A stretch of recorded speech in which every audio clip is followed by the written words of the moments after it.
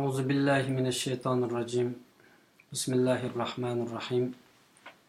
Elhamdülillah, esselatu vesselamu ala Resulillah, amma ba'd. Assalamu alaikum ve rahmetullahi ve berekatuhu. Dünyanın her qaysı joylarida bugünkü programmamizni izlemek için fikran aldığı kelgan barliq musafir, muhacir qarindoshlar. Bugün bizningki bu İnqilab sahasida Xitoy qarshi mücadelede davamlıq özününki xizmətləri bilan tanınılgan şəxslərimizdən 3 kişi bilan birlikdə bizning oldimizda kelayotgan eng muhim xizmətlərimiz, eng muhim mücadelemiz və Xitoyga eng qaqshatquch zərbi bəgüchi bir hərəkətimizninki oldimizda haqiqiy əməli şəkildə ilib bardığan namayişimiz, bu hərəkətimizninki qandaq o'rinlashtirishi, qaysi şəkildə ilib berilişi, qandaq qilishimiz masalalarida konkret tafsiliy shaklda paranglish uchun bu namoyish qiziqayotgan, bu namoyishga chiqmoqchi bo'layotgan, bu namoyish orqali Xitoyga qarshi o'zininki vijdonini, iymonini ko'rsatayotgan qarindoshlarimizga bugun bu yerda uchur beramiz, xabar beramiz va bu orqali butun dunyoda umumyuzlik tashkillanayotgan bu namoyishninki dastlabki xaritasini bu yerda bugun sizib chiqishga boshlaymiz. Elbette bu bugün bizdeki tuncu qetimlik programımız. Bundan keyin hem başka devletlardaki bu namayişini teşkilligiçi rehberler, liderler, qarindoshlarimiz bilan davomli bu programının ayağını davom qilamiz. Hemen programını başlasak, ekranda ko'rayotganinglar bizdeki qarindoshlarımızdan, akalarimizdan Parat Yo'lonqash apandim hozirgi Dünya Uyg'ur Qurultayiniki muavin raislik xizmatini o'tayotdi. Ve ondan başka Norvegiya Uyghur Teşkilatı'nınki reisi boğan Baxtiyar Ömer efendim ve ondan başka Şivsiya Uyghur Mağrib uyuşmasınınki reisi Abdullah Kökyar efendim. Bular bilan biz bugün bu aldığımızda kelayotgan en muhim mesele üstüde, yani 4. ayının 27. gündeki birleşme namayış, 4. ayının 27. gündeki büyük namayış hakkında biz paranglashimiz. Aldı bilen ben sözünü Parat Yo'lonqash efendimge bersem, bu namoyish haqida dastlabki tushunchasini o'tirib qo'ysa, undan keyin biz savollar orqali, ya'ni chunki nurg'un qarindoshlarimiz savol qo'yibdi, savol qo'yishga boshladi inkaslar orqali. Hatto birozdan keyin telefon qildiganlar bo'ldi. Bu programmamizga nisbatan naq maydonda telefon qiladigan, inkas yozadigan, tanqid ve fikirlerini o'tirib tashlaydigan har qanday qarindoshlarimiz olsa qarshi olamiz va buningga yuqoridagi ekranda ko'ringan 3 muborak qarindoshlarimiz, shaxslarimiz buningga naq maydonda javob berdi qarindoshlar. Assalomu alaykum Parat Yo'lonqash efendim. Va alaykum assalom. Ekranımız hoş geldiniz. Allah razı olsun. Davamlıq bu teşviqat sahasida muhim rol oynashdan boshqa bu xizmatda har vaqt avangardlik rolingizni o'ynayapsiz. Kuch qaytayotsiz inshaalloh. Bugungi buningdan keyin bo'ladigan bu namoyish haqida dastlab bir tushunchani o'tirib qo'ysangiz, undan keyin men so'raydigan savollarni bir-birlab o'tirib tashlashga boshlayman. Marhamat. Assalomu alaykum. Shakir salomat. İşte avval hammalarni yurakdan salomlayman. Hurmatli Hüseyin Tajalli efendim, sizga alayda rahmetimni bildiraman. Ama biz buluştuk bilan. Çünkü siz bizdeki milli teşkilatımızın navayetinde avantgard jangovar bir jangchisi buluştuğumuz bilan milli teşkilatımızın güçünü yetirib bilish uchun qo'lingizdan kelgancha zo'r fidokorlik ko'rsatib kelyapsiz. Allah sizdan razı olsun, milletimiz sizdan razı olsun. Gidiniz kelgandek, sözünüzü kelsek, sualınızı kelsek, sizin bilisiz Mustabid Komünist Hakimiyeti'nin, yani Xi Jinping başçılığı Mustabid Komünist Hakimiyeti'ninki Şarkı Türkistan'da halkımız parta yürütüyorken çekitini aşan devlet terör siyaseti, yani Mustabid devlet terör siyaseti çıdıksız derece büyük etti. Çıdıksız derece büyük etti. Mustabid Xitoy Hakimiyeti'ninki okul zo'ravonligi vatan sirtida yaşayotgan, muacirat yaşayotgan milyonlagan halkımızın oyu kattı. Milyonlagan halkımızın oyu kattı. Sizin bilesiniz efendim, 3. ayının 5. günü, 3 ayın 3. ayının 5. günü bütün dünyadaki halkımızlar özlüğünden teşkil kurup, yani Mustabid Komünist Hakimiyeti'ndeki bu çekidin aşkan zulmüne narazılık qilish maqsadida o'zining isyonini qilish maqsadida vatan istayotgan, qo'rilayotgan, saqlanayotgan zindonlarda o'zining qarindoshlari bo'lgan yurtdoshlarini qo'llashini bildirish maqsadida bir ovoz bir qadam degan shior ostida qo'zg'alib chiqib 20 yaqin davlatga 20 yaqin shaharda bir tutash bir kunda o'xshash kunda umumizlik namoyish chiqdi. Bunu dünya matbuotida zo'r ta'sir qo'zg'adi. Bunu ma'lumotda qavqida diplomatiya jihatdan, siyosatdan Xitoyga oid qattiq bir ism shakllandi. Xonim qizlarimizning bu namoyishi. Endi bu yerda masalan bu shu namoyish xonim qizlarimizningki namoyishiningki harfisida va xonim qizlarimizningki 3-ayning 15-kuni yuz bergan namoyishdan keyin chet ellarda ba'zi Xitoyninki ba'zi josuslar shundaq kitakda qarong'i bo'lgan kitakda noma'lum ba'zi insonlar maxsus boshqa ijtimoiy turib xalqimizni Xitoy mustabid Xitoy hokimiyatiga bu zulmga qarshi ko'tarilib chiqqan bu namoyish harakatlarini suvoq so'z etishmoqda. Ularningki milliy irodasini sundirish maqsadida, ularning bo'yini tushirish maqsadida ishni fasodlarni tartib başında ve bu kitme fasatlar tabii ictimai taraflarda fazlaca devam kılıyor. Biz yani dünya grubu siz çıkıyorsunuz. Sakımız tarafındaki okul yani başka devlet siyasetine Türk Cumhuriyeti ulusumuzdan gerçekten yaşamaktan, yaşamaktan tüm millet ma'lum bir tashkilot dunyo guruhida emas umumiy bir norozilik harakati qo'zg'ash chaqirig'ini o'tirib qo'ygan va bu yerda Yevropa birligininki markazi ya'ni Yevropa parlamenti rasman yangi poytaxt Bryusselda Yevropa parlamenti oldida ham Yevropa ittifoqining oldida 5000 kishilik namoyish qilib chaqiriqni o'tirib qo'ygan edi. Çakırda vatan sırtı paylı. Allah razı olsun. Sizinki avaz biraz nim kılıvatıdı. Herhalde tor sürüyeti aslap kalgan buluş mümkün. Şuna eğer başka tor kolunlavatkan mesele bulup kalsın onu takip etken bolsak. Ondaki meseleye yani kayıt söz verime. Çünkü avaz ahırkı kıytımı kelgeni biraz yaxşı çıkmadı. Abdullah Köker efendimle ben sözlük teklif kıysam. Abdullah Köker efendim siz ikranımıza hoş geldiniz siz mi? Men özüm tayyorlab kelgan savollarni o'tirib qo'yishga boshlayman. Undan keyin qarindoshlar inkos yozgan va yoki o'tirib qo'ygan taklif fikrlar bo'lsa men qilsam bo'ladi. Bugungacha xalqaro sahanda namoyish masalasida bizning xalqimiz najiq ixtilof qilib keldi. Ya'ni namoyishning foydasi va foydasi yo'q degan gaplar ko'chalarda jiq bo'lindi. Biz chet elga chiqqan 10 necha yil mobaynida namoyishning ahamiyati to'g'riliq so'zlab keldik, ammo bunga hech kim qiziqmaydi ayni zamonda. Meyli alimlar olsun, meyli ziyaliler olsun, bu namoyish meselesi hiç kim kızıkmadı. Veya ki bunu hatta tətü teşviqat qilib, bunun hiç qanday foydasi yo'q degandek meselelerni o'tirib qo'yib kelgandim bo'ldi. Ammo bugungi kun kelganda qarasak, ularning hammasininki bu namoyish bayrog'ini ko'tarib chiqayotganligini ko'rdik. Tövbe qilgan bo'lishi mumkin. Yani aynı vaqtda bu namoyishning hech nimaga foydasi yo'q deganlar bugungi kunda namoyish hammani hal qilib degidek yerga berib o'zining tashviqotini qilib o'tadi, meyli alimlar meyli ziyolilar bo'lsin. Eng muhimi bu haqiqatni tushunganligi. Sizningcha xalqaro sahanda namoyishninki roli qanday bir rol o'ynaydi xalqaro sahanda? Mushuningdan kirayli siz. Xo'sh. Va alaykum assalom va rahmatullohi va barakatuh. Oldi bilan bizni mushu to'pga jam qilgan va mushu ekran orqali biz bilan didor ko'rishayotgan barliq Nativan xalqimizga Cenab-ı Allah'tan rahmet ve salam dilemen. Hazreti Muhammed sallallahu aleyhi ve sellem'e durub ve salam yollagan.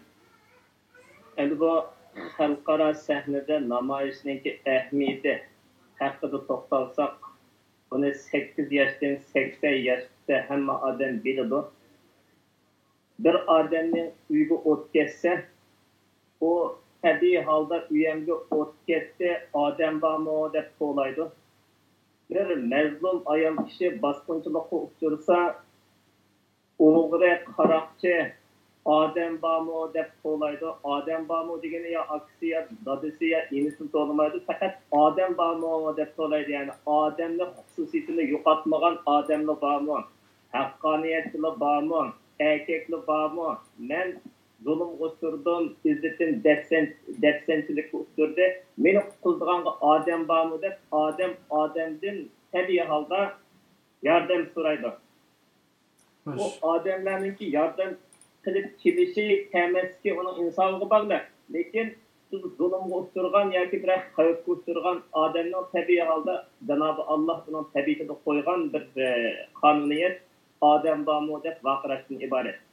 Bununla o'xshash Sharq Turkiston xalqi 60 necha yildan beri Xitoy kommunist mustamlakchi Allohlarning bosqinchiligi ostida, zulm ostida, iskanjasi ostida zulm chekyotdi. Unda qo'ygandan keyin biz odam bormi dunyoda?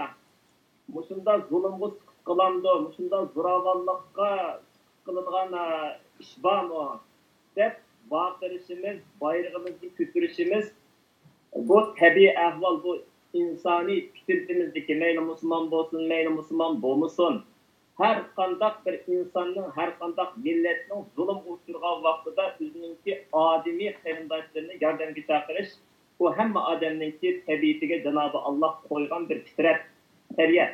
Buni hech kim inkor qilolmaydi.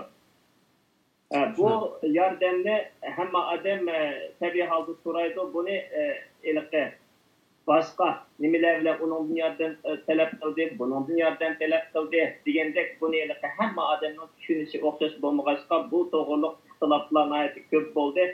Ammo Allohga shukr, hozirgi zamonga kelgan vaqtda biz xalqimiz zadim shu zulm o'tirgan xalqninki, men zulmga uchirdim, men bunday zulmni xohlamayman deb dunyoga o'zininki maydonini, irodasini zakarishi tabiiy ishga deb hamma xalqniki nimasini o'tdi. Bazılarının burun öttü, bazılarının keyinroq öttü, bazılarının kichikroq öttü. Her halda xalqimizning idisidan 99% o'tgan bo'ldi. Buning uchun haqiqatan xalqimizdan Allah razı olsun, o'zimizdan Allah razı olsun. Her halda mushundaq bir huquqninki paydo bo'lganligi olqishlashga tegishli bir ish.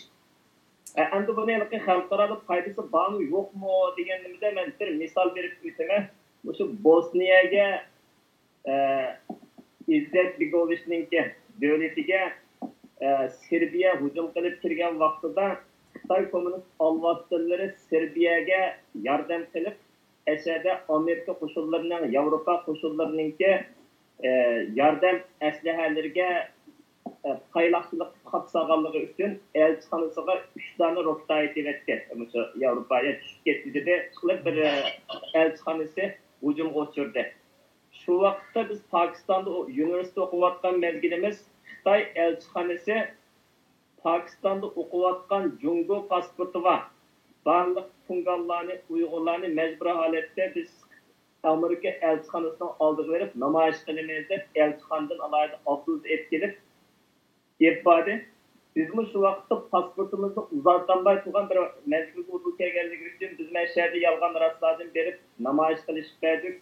3 kundan keyin bizga pasport berdi vallahi.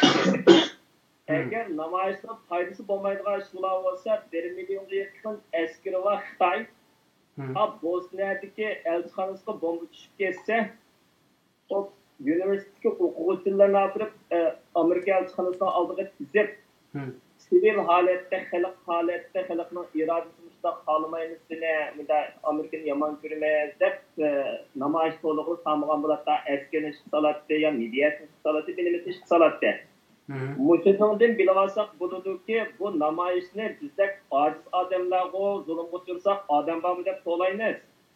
Hattoki 1 million askarga ega Xitoy kommunist alvatlarimi navbat kelganda qo'llangan bir metod, qo'llangan bir jang usuli boshqa davlatlardan tirkishninki bir xil usuli bor. Shuning uchun buning foydasi haqiqatan bor, ziyni yo'q. Bu insonning tabiatidagi ahvol buni bekim ijod qilgan yoki bekim o'rgatgan ish emas.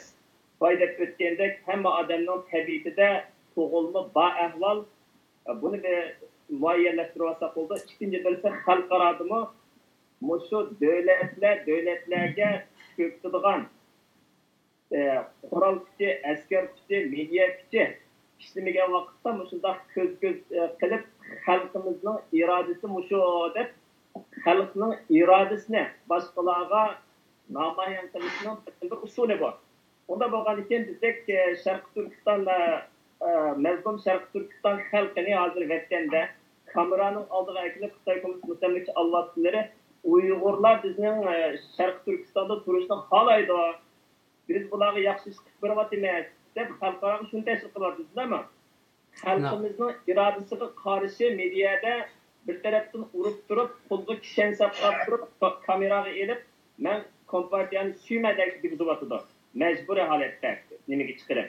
Bu nimadan iborat desa, besilab qilib, ular yana xalqningki ashuni xohlaydiganlik irodasini yana xalqlarga zakolamoqchi. Endi biz namoyish qilish orqali biz xohlamaymiz. Xalqimiz xohlamaydi. Xitoy kommunist mustamlaka avlodlari vatanimizdan chiqib ketishi kerak degan bir ovozni irodani xalq olamiga namoyon qilsak, Xitoy kommunist avlodlari ba'zi siyosiy sahnalarda o'tirganlikda bizni Uyg'urlar xohlaydi desa, bir qo'pab ma'lum xohlamaydi ekan-ku deyishi mumkin. Bunda holatda biz Xitoy kommunist avlodlariga umumiy xalqning irodasini namoyon qilgan bo'lamiz. Endi bu namoyishga chiqmaganlar desa, bu to'g'risida namoyishga chiqmaganlar to'g'risida men yana ayrim to'xtalaman inshaalloh, Alloh rozi bo'lsin. Baxtiyor apandimga men so'zni bersam, Baxtiyor apandim ham shu namoyish masalasida Uyg'urlarda qandaq bir yaxshi natija bo'lamdi, buningki ahamiyati qandaq bu masala ustida bir o'zining tushunchisini o'tirib qo'yib bo'lgandan keyin endi men yana nimaga Parat apandimga so'zni qaytarib beraman. Merhamet, Baxtiyor apandim. Assalomu alaykum aziz qarindoshlar, assalomu alaykum. Husayn Tejalli apandim. Bu fursatni bergan o'zidan men aytib xursand. Namoyishning ahamiyati degan chog'da biz tunji qatam yoki unumli namoyishni 5-iyul namoyishidan keyin ko'rdik. Ayni vaqtda 5-iyul namoyishi butun dunyodagi Uyg'urni qo'zg'atdi. Bu nəhayət zor köləmdə bütün dünyada bir gündə arqa-arqadan elib verilgan nəhayət köygen adamlarını hayacanğa saldırgan bir namoyish. Bu Uyg'urni shu vaqtdagacha shu kunlarda bütün dunyoga tanıtdı. Shundaqla bütün dunyo matbuotida bütün Uyg'urning vaqasi, Uyg'ur Sharq Turkiston vaqasi, Uyg'urningki da'vosi anlatildi. Bu nuqtadan turib aytgan chog'da namoyish ba'zilarniki deganda faqat chiqib sho'ar to'laydigan, bayroqni lapildatib turadigan bir necha soatlik faoliyat emas. Uningdan boshqa namoyish degan chog'da inson ijtimoiy to'plashib yashaydigan bir to'p guruh. Namoyish bu xil guruhniki birlashishni, uyushchanligini, o'zaro hamkorligini uyushtiradigan bir o'zaro uchrashaolmaganlar uchrashadigan, fikr birlik kelmaganlar birlik keladigan, shunga o'xshash uzunda yoki o'ziniki turmushi bilan, oilasi bilan o'tganlar shu chog'larda uchrashib o'zida fikr birlik kelib Uyg'ur davosini, vatandagi Uyg'urlarni shu zulmga uchrayotgan millatni qaytadan o'ylanadigan, o'zining vijdonini yana bir qatim so'roq qiladigan, shunday muhim bir faoliyat bu. Shunga namoyishniki ahamiyati biz Uyg'urlar uchun bo'libmi hozir mushu davrda yashayotgan Uyg'urlar uchun nihoyat muhim. Buning sal qarash qilmaydi. Shuning uchun biz namoyishni o'zimizniki, turmushimizniki, millatimizniki eng muhim xizmatlardan birini qo'yib qarashimiz kerak. Mening so'zim tugadi. Rahmat. Alloh rozi bo'lsin. Men hemen Parat Yo'rinqash apandimga so'zni qaytarib beraman, chunki abay faqatla ovoz anglanmay qoldi keyinda. To'rning masalasi bo'lishi mumkin. Biroz jalliroq shaklda tushunchisini berishini, yana xalqaro sahnadagi bir siyosatchi bo'lish sifatlari bilan bu namoyishniki xalqaro sahnadagi buning natijasini, buning foydasini sizlarga aytib obdan bo'lalar. Ammo men buni konkret javobini olmoqni istayman. Yana biroz tafsil, yana biz namoyishni qilib manda foydaga erishdik degan bir misol bilan javob berishlarini umid qilaman. Marhamat. Rahmat. Tecelli efendim. Razda deydi. Bayık kardeşimiz mayık yaksı izarlar bütün nurgun insanlar deydi. Bu namayıştan ne faydası var? Namayışkan, kurşuvat olağına namayışkan ne faydası? Bununki ehemmiyetini Bayı Abdullah Bekir efendim zatlap ötті. Bizge okşaş əsir millete bu erkin dünyada özlerinki mücadelesine etmişte tayindiğen kanç bastınız.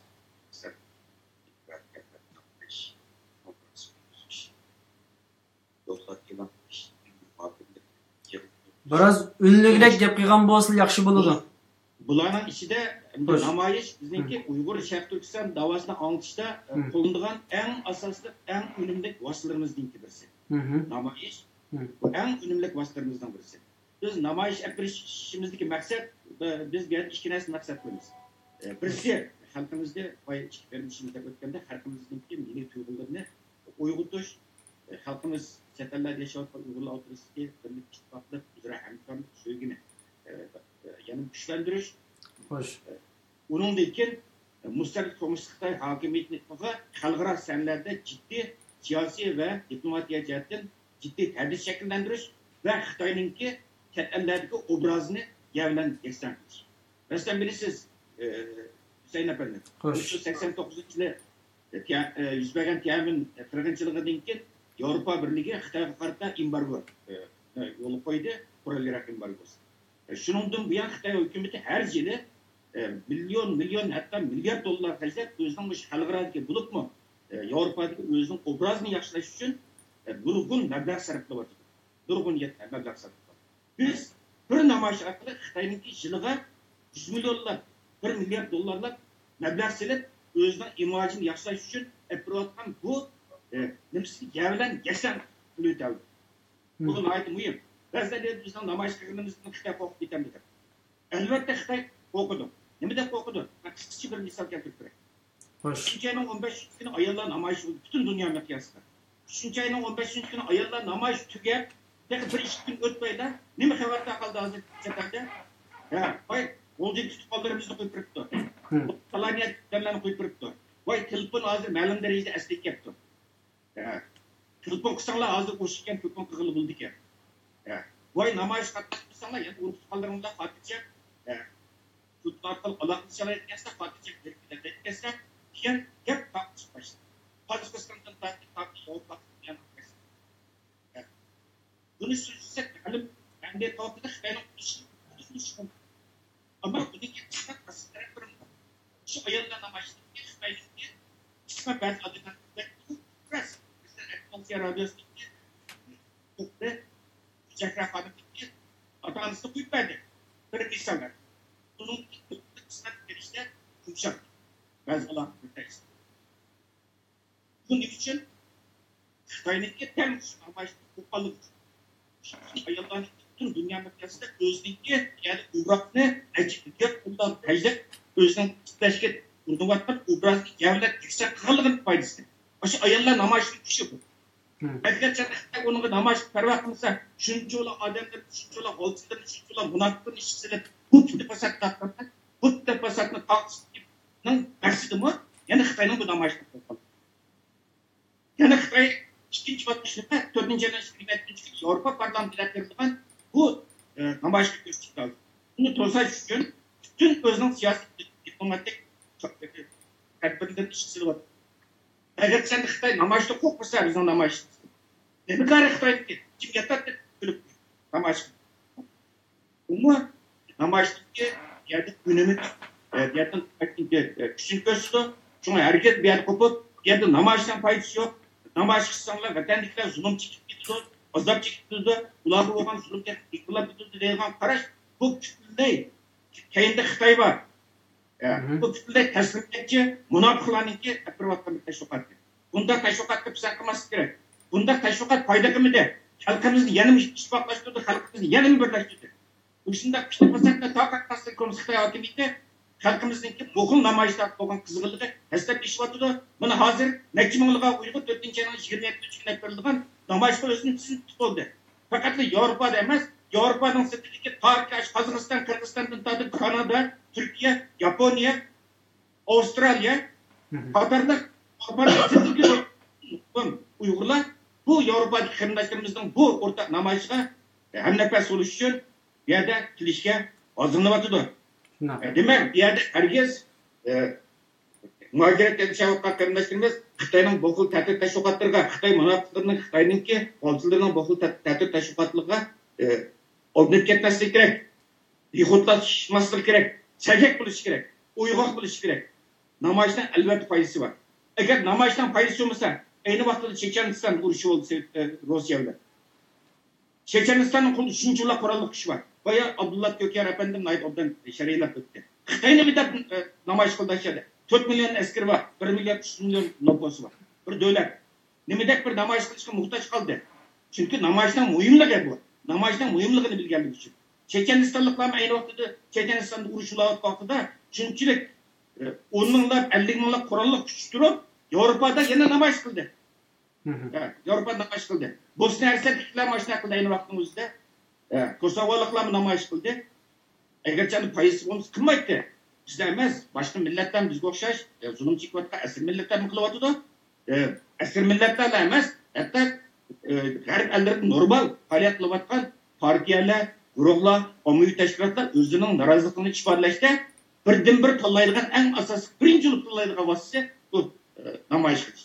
Shunga bu yerda sagak bo'lishimiz kerak. Bu namoyishning ahamiyatiga bo'lgan tunishimizni oydinlashtirib bilishimiz kerak. Yani Memdu'nun Buğra'nın 49. yılın ahırda çetel icraat çıkan vakitte kılan ehemmiyetli bir sözü var. Biz vatan üçün vatandan ayrıldık diye Muhammed İbn Buğra. Vatan üçün vatandan ayrıldık diye. Bu sözünki nayet çonkur mənisi var. Öyle bakayla. Nime? Bu gapning mənisi biz bir yerge yaşıgılı çetellik rahat paragat turmuşuga bir yerde mutlu olup ömrümüzde rahat paragat yaşap vatan içindeki halkımızda unutup ketkilişimiz bir yerge. Biz yana vatan işte zulüm çekiyotgan, izlayotgan, xo'rlayotgan xalqimizningki dod-faryodlarini dunyo jamoatchiligiga anglatish uchun chiqdik. Chunki biz vatan uchun vatandan orildik deymiz. Chunki biz hargiz yatmasligimiz kerak. Pulimiz nima kelsa, vatan ichidagi xalqimizningki ozodligi, hurligi va mustaqilligi uchun, vatanimizning mustaqilligini asliga tushirish uchun. Rahmat. Allah razı olsun. Yani ben bir şeyde qo'shimcha qilib bir narsa so'rasam sizlarga, masalan, hozir hamda Xitoy umumyuzlik chegarini taqab, telefonlarimizni taqab, bu shaklda bo'layotganlik uchun hammalarning shu tang ochig'i kelib, hozir hamda namoyish qo'shuvni kundan kunga avjilayotdi, kundan kunga taraqqiy qilyotdi. Bir yilning oldida yoki 6 oyning oldigacha yoki 1 yil deyli, 1 yilning oldida masalan Gollandiyadimi vatanga uchib chiqadiganlar va yoki bir qism insonlar namoyishga chiquvchilarni qarshi davomli tashviqot ilib bordi. Ya'ni o'tag'an qo'yib qayda ayrim bir yig'ini chiqib qilmasimi, faqat qilgan bilan vatanga borolmaymiz, buni chiqib qo'ygan bilan atogin buning foydasi bizning ziyniydi degandek gaplarni jiq qilib nurg'un namoyishchi ommani keyinga chekindirib o'tdi. Bundaq odamlar bugungi kunda inshaalloh jiqlar tövbe qilib bundan keyin demas inshaalloh. Agar bu shaklda bo'lib qolsa, dunyo Uyg'ur qurultiyi bo'lish sifatlari bilan, ya'ni men buni shaxsiy nomlar tarafidan so'ramayman. Dunyo Uyg'ur qurultiyi bugungi dunyoda ham xalqaro dunyoda ham bir siyosiy harakat qilayotgan bir tashkilot. Bu tashkilot bunga nisbatan qanday bir tadbir qo'llanadi? Ya'ni namoyishdan insonlarni to'sadigan, siyosiy faoliyatlardan, xizmatlardan insonlarni to'sadigan, o'zimi chiqmaydigan, hatto shu Xitoyni iloji bor Uyg'urlarga yomon ko'rsatmaslikka tirishadigan o'zining shaxsiy manfaati uchun bundaq insonlarga nisbatan bir umuman bir harakat qo'llanadigan yoki bir proje programma qo'llanadigan bir maqsadi bormi dunyo Uyg'ur qurultiyining? Albatta biz hozirgacha Xitoyninki bu xil buzg'unchilik harakatlarga dunyo Uyg'ur qurultiyimizdan biz buni tegishli inkos qaytarib keldik. Inkos qaytargan vaqtida albatta dunyo Uyg'ur qurultiyi Germaniyada qonunli qurilgan bir tashkilot. Dunyo Uyg'ur qurultiyininki dunyo miqyosida olib borayotgan faoliyatlarning hammasi shu Birlashgan Davlatlar Tashkiloti ninki prinsiplari nizomnomasi Yevropa birligininki uninki asosiy prinsiplari tayanib turib özümüz turvatkan devletninki kanunu hürmetine asas yapıratkan bir erkek. Biz hazırgıça bunda ahvallarının aldığını eliş için mesela vatanın içinde durup bivasıta çeteldeki Uygurlarga tədis sağar. Tayinki mesela bazı nemildeki hatarlık organları. Yaki ularının altındırı. Ve yaki ularının çeteldeki altındırı. Bu hız şekillerde çetellerde dünyanın arkası ellerde yaşavatkan Uygurlarga bivasıta tədis şekillendirgen isim kılgan bolsa biz tegişlik şu devletlerinki kanun organlarına ve şu devletinki münasebetlik sakşı organlarına ve bexatarlık organlarına bunu inkas kilovat demez. Bunun aldığını aldı. Hazırlışı aldı. Bunun bazı nemelerden tedbir kullandı. Bazı insanların tedbir kullandı. Mesela Şivsiyada oldu, Germaniyada oldu. Başka devletler kanunluk tedbir kullandı bazı insanlara. Bunu kanundan tutup çıktı. Şu devletlerin kanun organları. Şular nispeten mi? Mayli dünya kurultu olsun, başka diktatörümüz özlerindeki gumani karışlarını bazı insanlar boğan bildirgen. Biz elbette bunu kılımız. Kanun yol koygan dairişide. Yani özümüz turbatkan devletinki kanunuga tayangan asasda ulağı tegişli çağrı görmez. Ama bir yerde en mühimi özümüzden halkı güçüdür. Bu müstabit komünistlik hakimiyetinki ve de işte yapıratkan bu zulmünü bütün adam kördü, tuydu. Ziyankeşlik şırmıgan bir insan yok. Bu şekilde yaşavatkan Uygurlarınızda. Ya insine ketketti, ya abisine ketketti, ya nevriyinisine ketketti, ya tavısına ketketti. Hem bu Uygur'unki bir menfaati takıldı bir yerde. Çünkü herkes bir yerden Xitay'dan medet tutması gerek. Xitay'dan vapa tutması gerek. Xitay'dan vapa tutuşunun üzerine bir yerde Jilan'dan ya Çayan'dan vapa tutmasına okşayış bir eş. Kalımızını sakatlayla. Müstabit komünist hükümetin Uygurlarını asmaları yakılıp 40 yoktu siyasette 20-30 yıl burun Allah kaçan bekiştip koygan bir siyaset. Özgürmeydi. Biz vatandaşlıkta halkımızda kurup kaldırmakta Cenab-ı Allah'a tapıştık. Bizden Şark Türkistan davası müstakillik hareketi mukaddes bir davada çıktı. Ne için mukaddes? Biz Müslüman halk. O üstümüzde Allah var. Vatandaşlık halkımızda Allah'ın medetlik tapışırız. Halkımızın duasını tapışırız. Kandak kılımız bir yerde. Biz yani şularını azap okubetten kutkuzuş, yani şularını şu nöbetteki uçup türmeden kutkuzuş için kulumuzdan kelgen gayretli kılışımız gerek. Gayret kılışımız gerek. Sebep kılışımız gerek. Biz tutlap yazsak aslında düşerdi. Tutlap yazsak bir yerde işkandak mesele olmaydı. Gayret kılımız, bunun tırışçılık göğsümüz, fidakarlık göğsümüz. Kaydım pek, bizimki bu tırışçılıklarımız işte özününki ünümünü göğsüdü. Bazıda deydi bu namayiş kılan müstakillik itemdidir. Bu müstakillik degenin bir kançı basıkçıları buludur. Namayiş kılan elbette müstakil olmaydı. Ama namayiş müstakilliktenki halkaralık cemaatini toplaştan birden bir basısı. Vay Abdullah Kökyer efendim naip otları sallar kötü. Xitay'daydı. Vay mını biz Şincan halkı bunda bir şefkat gösterdik. Bunda bek bulduk. Bunda bek. Bunu davat kavatında mayaktan bir ay uygur çıkıp namayişli vardı. Deydi vay Abdullah Kökyer efendim naip otları şerilat tuttuk. Sen bunda deyse alamaya da narazı bildirip müstakil bulunuz Xitay'ın ki başkası aslı yaşamayız.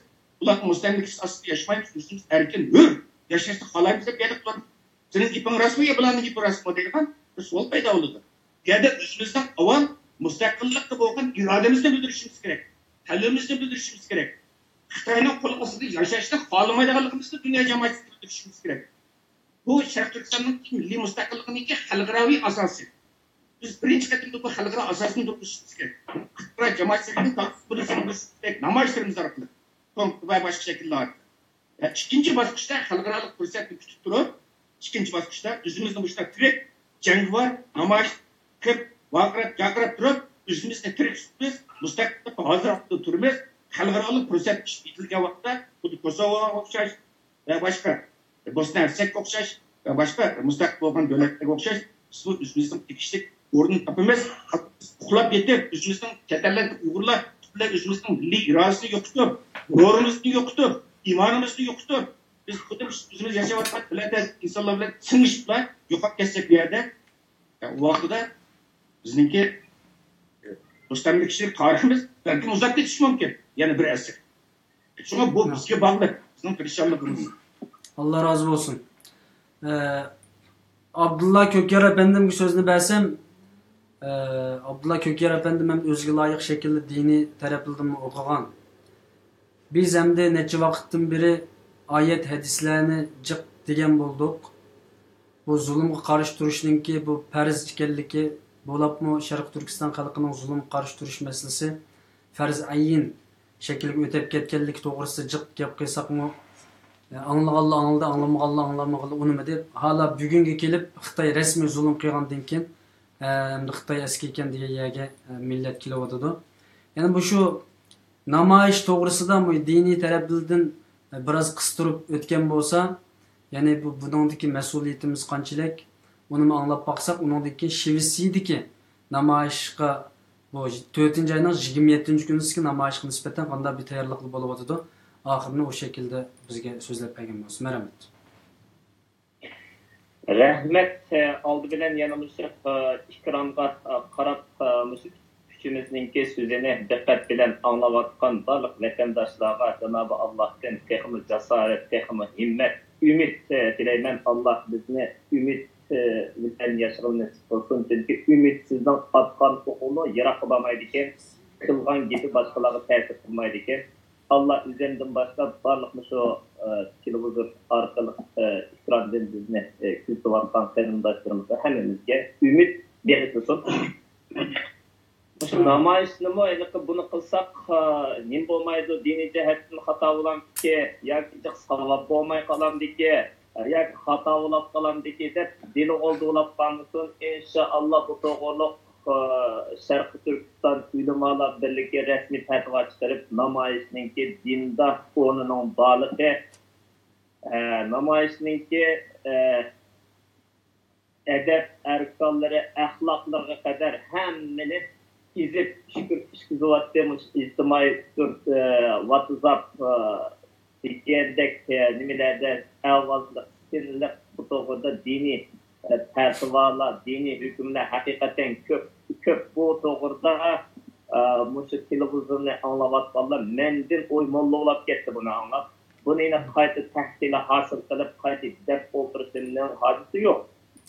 Bir narsani deyman. U bo'lsa zulmga sukut qilish siz shaytonning ishi deb ba'zilar buni hadis deydi ekan.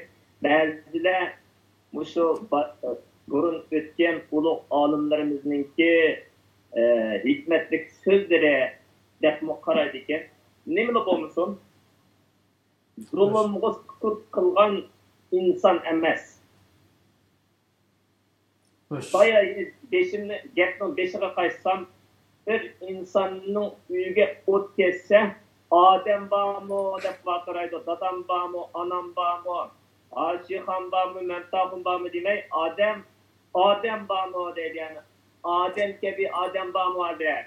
Sizning bu gapingizdan qaragan vaqtida, masalan, siz demoqchi bo'lganingiz, buningdan keyin shu Xitoyning mushundaq zulm qilayotgan bir paytda buningga hech qanday tadbir qo'llanmay va yoki bu Xitoyga qarshi zolim qarshi bu mujodala qatnashmagan odamlarni sizning gapingizdan bular odamlar qatoridan chiqarib etganligini sezyapman.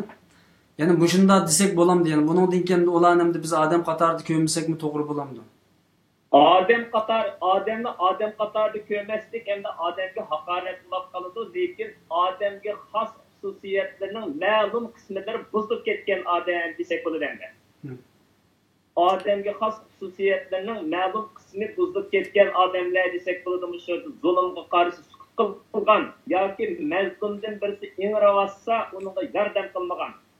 O'zingiz bilasiz, shu Yevropada odamlarningki nimasi sinash uchun boshqa odamlarga bo'lgan tuyg'usini his tuyg'usini sinash uchun odamlar naskerkini tashlab ketsa, odamlar kelib opirib berdi ekan. Yolg'on rostlardan jiqilsa berib yulab qo'ydi ekan. Ammo Xitoyda buningdan 2 yil ilgari bir video taqidingizni bilasiz. Xo'sh. Bir balani mashina besib o'tib ketsa, ikkinchi mashina besib o'tadi, uchinchi mashina besib o'tadi, to'rtinchi mashina agib o'tib ketadi. U balani birisi Xitoy, bizniki Xitoy. Bir balaga nisbatan 3-4 mashina o'tib, shu balaning jinni qutqizishda hech kimning kori bo'lmadi. Shu tabiiy yo'lni kuzatadigan kamera suratga elib etgan. Bu Xitoy kommunist mustamlikcha alvastilarining boshqurishi ostidagi yetishgan odamlar jamiyati bu. Yani adamlık hususiyetini bozuverdi Xitoylar. Yani bir adam mashina vakasiga bir bola mashina vakasida ulayapsa yordam qilmaganlik hech yordam qilgan adam chiqmay eng oxirida axlat turayotgan bir xotin kelib haliqi bolani qutqizayotgan bir ko'rinish bu haqiqatan Xitoy kommunist mustamlaka allohlarining hukmronligi ostida so'ng bo'lgan yoki barliqqa kelgan jamiyatning qimmat qarashini ilgari xalqaro bildi buni. Bunga o'xshash bu Xitoy kommunist mustamlaka alvastida Sharqi Turkistonni besavatsak biz odam bormi yerda xalq ulayotdi Sharqi Turkiston kuyayotdi deb baqirsak buningga qilgan dunyoning odamiylik xususiyatlaridan ma'lum qismi buzilgan deb qarashga bo'ladi. Bugun namoyishni oddiy sanagan yoki qatnashmagan buningdan hech qanday natija chiqmaydi deb bunga sal qaralgan oddiy qaralgan bizningki Uyg'urlarning odamiylik xususiyatidan ma'lum qismi buzilib ketgan deyishga bo'ladi. Men bir narsa bilan sizdan aqllashtirmoqchi. Agar namoyish qilganlik hech nimaga yaramaydigan ish bo'lsa, shu Yevropa tuprog'ida ruxsat olgan, irtijo qilgan odamlarning hammasi shu meni boshqa davlatdagi tashkilot boshliqlarini bayroqlarni xuddi manzilga o'xshash, haykalga o'xshash yenimizda turib rasmga tushirib shu rasmlarni ep berib turayotgan davlatning ko'chman ishlar idorasiga men shu bayroqning tuvida Abdullahning tuvida yoki Dolqin Insonning tuvida yoki Farhod Yo'lqash yoki Umarjonninki tuvida rasmga tushib qolgandan balsam etivakatni to'layotdi deb ruxsat oldi. Bu namoyish qilish vatanda jon beqishingizmi yordam qilayotgan yerda Sharqi Turkistonda ozod erkin davlatingizda qattingizni rustab menishga albatta foydasi bor. Buningga chiqish orqali o'zingizni tarbiyalang. Bugun Brükselga berishni ta'sir qilsangiz 2000 ko'rga bilet elib Brükselga berishni ta'sir qilsangiz ata o'gun G'o'zning tog'larida yoki Oqsuning yoki Xotanning tog'larida Sharqi Turkiston fidoyilari bir ma'lum bir joyni egallab Xitoy kommunist mustamlaka alvastiligiga qaqshab zarba berib qo'g'lab mangan vaqtini siz borolmaysiz. Ideologiyangiz, ideyangiz, vicdaningiz ozod bo'lmaydigan shu vaqtdami ozod bo'lib qolganda baray akbilab qolgan gap yerga bo'lsa, pul ketidi, jon ketidi, mol ketidi deb qurbon berish, fidoyilik berish, vatan uchun, millat uchun, zamin uchun o'zini atashdan iborat mat tuyg'uni yetishtirsangiz hozirdan boshlab shunday iroda namoyon qilgan so'rovlarga berib o'zingizni tarbiyalamasangiz ashundoq kun kelgan vaqtda uyingizdan chiqolmaysiz, qo'rquv vayrusini qaplab oladi. Shuning uchun men tavsiya qilaman, mahallangizda turayotgan davlatingizda namoyish bo'lsa bayroqingizni egiz ko'taring. Shu qada bir necha davlat birlashib namoyish qilaman degan bo'lsa u yerga bering. Agar vatanda falanchi tog' elinib bo'ldi yoki falanchi bog' elinib bo'ldi yoki falanchi viloyat ozod bo'ldi desa, ashchaga hayot bo'lsangiz bering. Agar borolmasangiz shu vaqt iymoningizni shak qilib beqing, Sharqi Turkistonlik ekanligingizni shak qilib beqing, qisqartib aytganda inson ekanligingizni shak qilsangiz bo'ladi. Alloh rozi bo'lsin. Birazdan keyin yana men sizlarga so'z beraman. Bu Shveysiyadagi 4-oyning 27-si namoyish qaysi shaklda bo'lmoqchi, ya'ni qaysi shaklda o'rinlashtirilmoqchi bu masalada konkret so'zlab bahsli bo'ladi. Ma ko'rurmanlarning soni avvatida inshaalloh ko'rurman qarindoshlarimiz bir-birimizni desteklash, qo'llash davriga keldik. Endi bir-birimizni desteklamasak, qo'llamasak albatta kalining beshiga kelgan kun mo'zayning kelgimi keladi deb. Zaten kalining beshiga kelgan kun mo'zayning kelgimi keldi. Men burun azoblanatdim. Hozir 3,5 yil bo'libdi oilam bilan kurashmagili. Qarindoshlar vatan kirib chiqib ardocho, ya'ni do'nko'rik yetka va yoki pijalning gapini qilsa, men ichim yurkim og'riydi. Menmi ko'rgan bo'lsam deydim, menmi urug' tuqqanlarim bilan kurashgan bo'lsam deydim.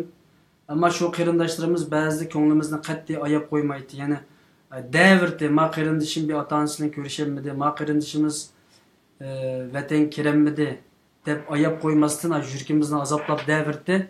Hem de bu azap hemmeyle okşaş geldi. Hemmeyle birbirimizni destekleydiğin zamanımız geldi. Şuna bu üç kırındışımızı bu ikram eklemek mi asa emez. Hem behirleş konukisini biz için yarım sekund vakit gidiyordu. Hem behirleş konukisini bilsanlar, ondan keyin qandaq sual tekliflaringlar bo'lsa o'tirib qo'ysanglar bo'ladi ve telefon qilsanglar bo'ladi. Hozirdan boshlab abay bir qarindoshimiz telefon qildi, ammo men qabul qilmadim. Chunki programmaning 5'ida bo'lganligi uchun hozirdan tortib telefon qabul qilsam bo'ladi. Telefonni olaman ve so'z qilayotgan qarindoshimizning so'zi tuganga qadar saqlab turib, undan keyin telefon qilguvchi, savol so'rag'uchi yo taklif beruvchi qarindoshimizga so'z haqqi beraman telefon orqali. Shu vaqtida fikrini o'tirib qo'ysa bo'ladi. Xo'sh, Baxtiyor efendimga so'z bersam, namoyish to'g'risida Ferhat Yo'ronqash efendim bilan Abdulla Ko'kar efendim to'liq to'g'ri bir inkoslarni berdi, fikrlarni o'tirib qo'ydi. Aslida bir mujodala qilmoqchi bo'lgan millat, bundan keyin bu mujodalaga aralashmagan, bu namoyishga aralashmagan, bu qalam ko'rishi, bu alam ko'rishi, Xitoyga qarshi bunun aralashmagan kishilarni ademiylik sebebidan chiqarib etmasam, bu shaxsan mening ko'z qarashim, Uyg'urlik sebebidan men chiqarib o'taman. Shaxsan men uchun u odam mening millatim emas. U odam o'zining nima deb o'ylasa bo'ladi. Biz biroz keskin holatga kelishimiz kerak. Bundaq yumshoq boshliq qilmasligimiz kerak. Buningdan keyin hatto din o'qigan olimlarimiz, mollalarimiz, taliblarimizmi bu mujodala qatnashmagan shaxslar ustida ayrim bir bular ism qo'yishimiz kerak. Bularningki nazar chiroqlari bo'ladi, nikohlari bo'ladi, o'tirish qo'pashlari bo'ladi. Buningga chek qo'yishimiz kerak. Rasululloh qilgan ayni zamonda o'tga chiqmagan 3 kishi ustida, ya'ni shu jangga mujodalaga chiqmagan 3 kishi ustida 50 kungacha gap qilmaslik jazosi qo'llanib, ularni yetim qoldirgan. Hech kim gap qilolmagan ularga oyat tushib, ular tövbe qilib, yig'lab, qaqshab, hatto u 3 kishining o'zini o'ltirib olg'isi kelgan, ya'ni butun jamiyatdan arib etgan bizning payg'ambarimiz ularni Allohning buyrug'i bilan. Oxirida Alloh oyat tushirib, endi ularga gap qilsanglar bo'ladi degandan keyin ularga gap qilingan. Biz bugun farz ayyin bizning hozirgi Xitoy qarshi jihodimiz, Xitoy qarshi harakatimiz ayni zamanda Rasulullohningki shu o't jangida kofirlar qarshi nimasi bilan o'xshash va yoki uningdan ustun. Chunki nima uchun degan vaqtida 35 million Uyg'ur musulmon kofir bo'lib ketmoqchi hozir. 35 million Uyg'ur Xitoy bo'lib ketmoqchi, 35 million musulmon kofir bo'linib ketmoqchi. Kim tarafidan? Xitoy tarafidan. Xitoy kommunistlar tarafidan mushundaq eng xatarlik holatda bugun hamda namoyishga chiqmaydim, men o'chira saqlaydim, hamda Xitoyga atogin darvoza ochilib qolamiki deb fursat kutib turgan doktor, molla, talib, ziyoli, lider kim bo'lsa bo'lsin, ya'ni o'ziga qanday ism qo'ygan bir Uyg'ur bo'lsa bo'lsin, bular qat'iyan numus qilish kerak.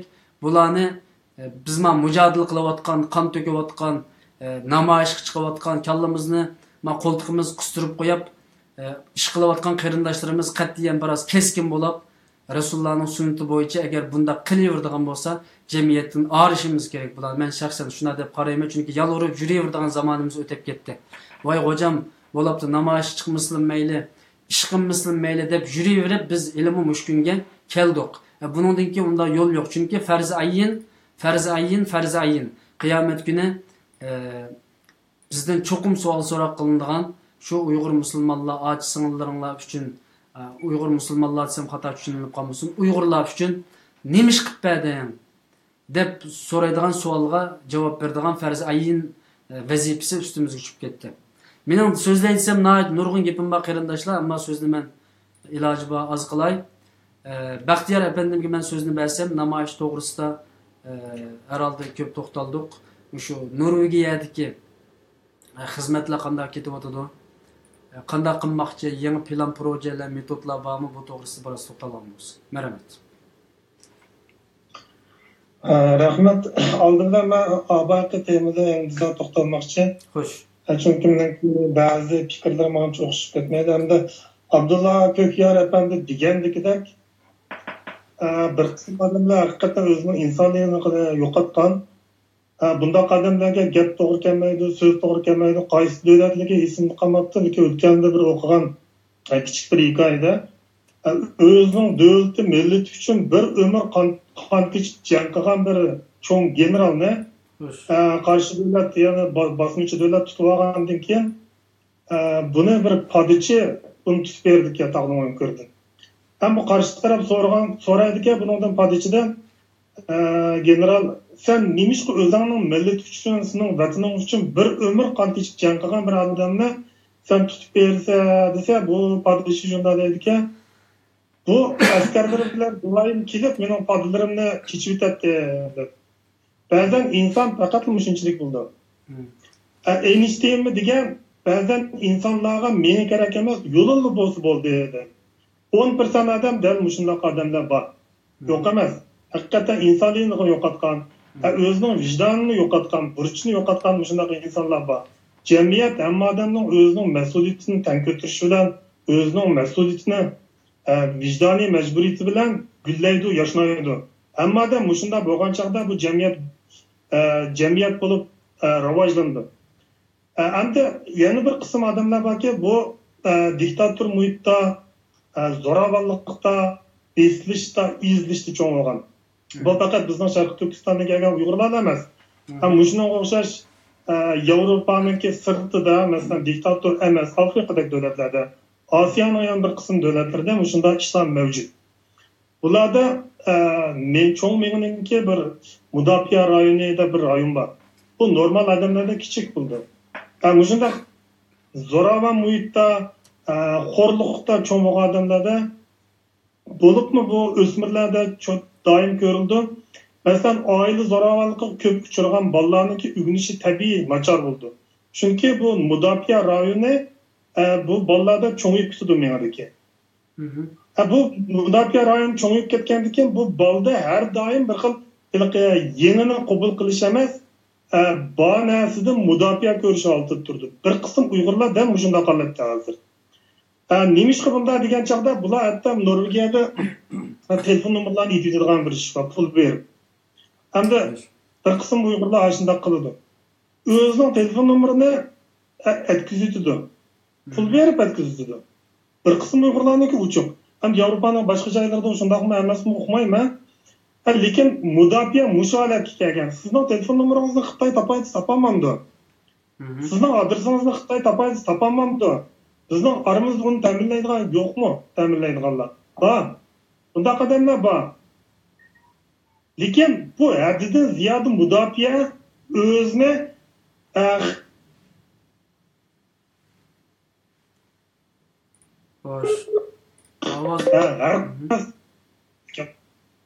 bu xildagi odamlarga nima deyish kerak? Bizning hozirgi vaziyatimiz dal shu. Meni ochib olgan chog'da biz ishki jihatda tashviqot qilamiz deymiz, shunday insonlarga tashviq qilamiz. Sirtqi jihatda tashviqot qilamiz deymiz, butun dunyo jamoatchiligiga, yerlik millatlarga, har qaysi hukumat partiyalarga bular tashviqot qilamiz. Ham bu insonlarni tashlatsak bo'lamdi? Bo'lmaydi albatta. Xudoninki ular buyrug'ini shukan, qo'rqanchaqkanda tashlatsak bo'lmaydi. Bizningki tunugan shu 5000 kishi namoyish guruhining tashviqot 5000 kishi namoyishniki tashviqot guruhi qurildi. Shu tashviqot guruhiniki har qaysi davlatlardagi tashkilotlarniki qiladigan muhim xizmatlarning birisi shu sabtoshlarimizning, qarindoshlarimizning ideyasini echish, ularni Xitoydan qo'rqmaydigan qilish, ularni o'zimizning sepiga birlashtirish. Shu vaqtda bizning qalbiga umid to'yildi. Hammadan umid bor, umid bolalar menga lekin umid yo'qlar qanday qildi? Bularni umid yo'qlarni umid shakllantirish kerak. O'zimizning yenimizga tortishimiz kerak. Shu chog'da 90% millat uyushgan chog'da 10% odam o'ziniki vijdonini yo'qotgan bo'lsa, bu hamma millatda bor, faqat Uyg'urlar bilan emas, hamma millatda nachar odamlar bo'ldi, hamma millatda vijdonli yaxshi odamlar bo'ldi. Lekin bu dunyoni shu vijdonli yaxshi odamlar o'zining mas'uliyatini, vijdoniy burchini tuygan odamlar gullantirdi, yoshintirdi. Shunga meniki o'ylaydiganim bu odamlarni tashlab etmaydi. To'g'ri fikrga kiraylik. Andiki bizniki Norvegiyadagi namoyish tayyorligi 25 yanvardan başlandı. 22 yanvar Dünya Uyghur Kurultayı 5 ming kishi namoyishni e'lon qilgandan keyin tarafdan yoshlardan telefon keldi, cho'nglardan telefon keldi. Ba'zanlar hatto bizni saqlamay aeroplan biletlarini elib bizni bu yerda oldirtib qo'ydi. Oldirtib qo'ygandan keyin darhol biz Norvegiya Uyg'ur komiteti bir bayonot e'lon qildik. Buningda 3 xil yo'lni ko'rsatdik. Aeroplan, poyezd, aeroplan bilan mangdiganlar, avtobus bilan mangdiganlar, ya'ni iqtisodiy yordam berganlar o'z oldiga mangdiganlar, ya'ni o'tcha yoki ixtiyoriy. Buning bir qismi mashinada boradiganlar bor ekan. Shunday qilgandan keyin 20 kunning ichida 200 dak odam o'zini ma'lum qildi bunga. Shuning bilan biz darhol guruh shakllantirib WhatsApp'da namoyish tayyorlik guruhi qurdik. Hozir bu guruhda 11 dak odam bor. Buni biz kuchlantiramiz deyapmiz. Lekin Dünya Uyghur Kurultayı bilan zich hamkorlashib AQQdan 3 film ishlab taqatdik, tashviqot filmi. Shundaqla 15 martdagi ayollarningki bir ovoz bir qadam namoyishida bu 5 ming kishilik namoyishniki tashviqotini yaxshi qildik. Buningdan boshqa xalqaro ona til kunida ayollarga, bolalarga cho'ng bir faoliyat o'rinlashtirib, bu chaqda yig'ilgan jamoatga buning tashviqotini qildik. Shundaqla o'tgan haftada o'tgan Uyg'ur yoshlari demokratiya va inson huquqlari bo'yicha tarbiyalash kursida bu tashviqotni qildik. Yoshlar ruhliq bu namoyishga hozir umid bilan qarayotdi. Buning oqibatdagi natijasi ham bu cho'ng faoliyatdan keyingi Uyg'urlarga berilgan ro'yi turtkilik rolni yoshlarni bir umidlantiryapti hozir. Shuning bizniki buningdan keyingi xo'sh, davom qilsam. Buningdan keyingi asosiy xizmatimiz ya'ni shu tashviqot bo'ldi.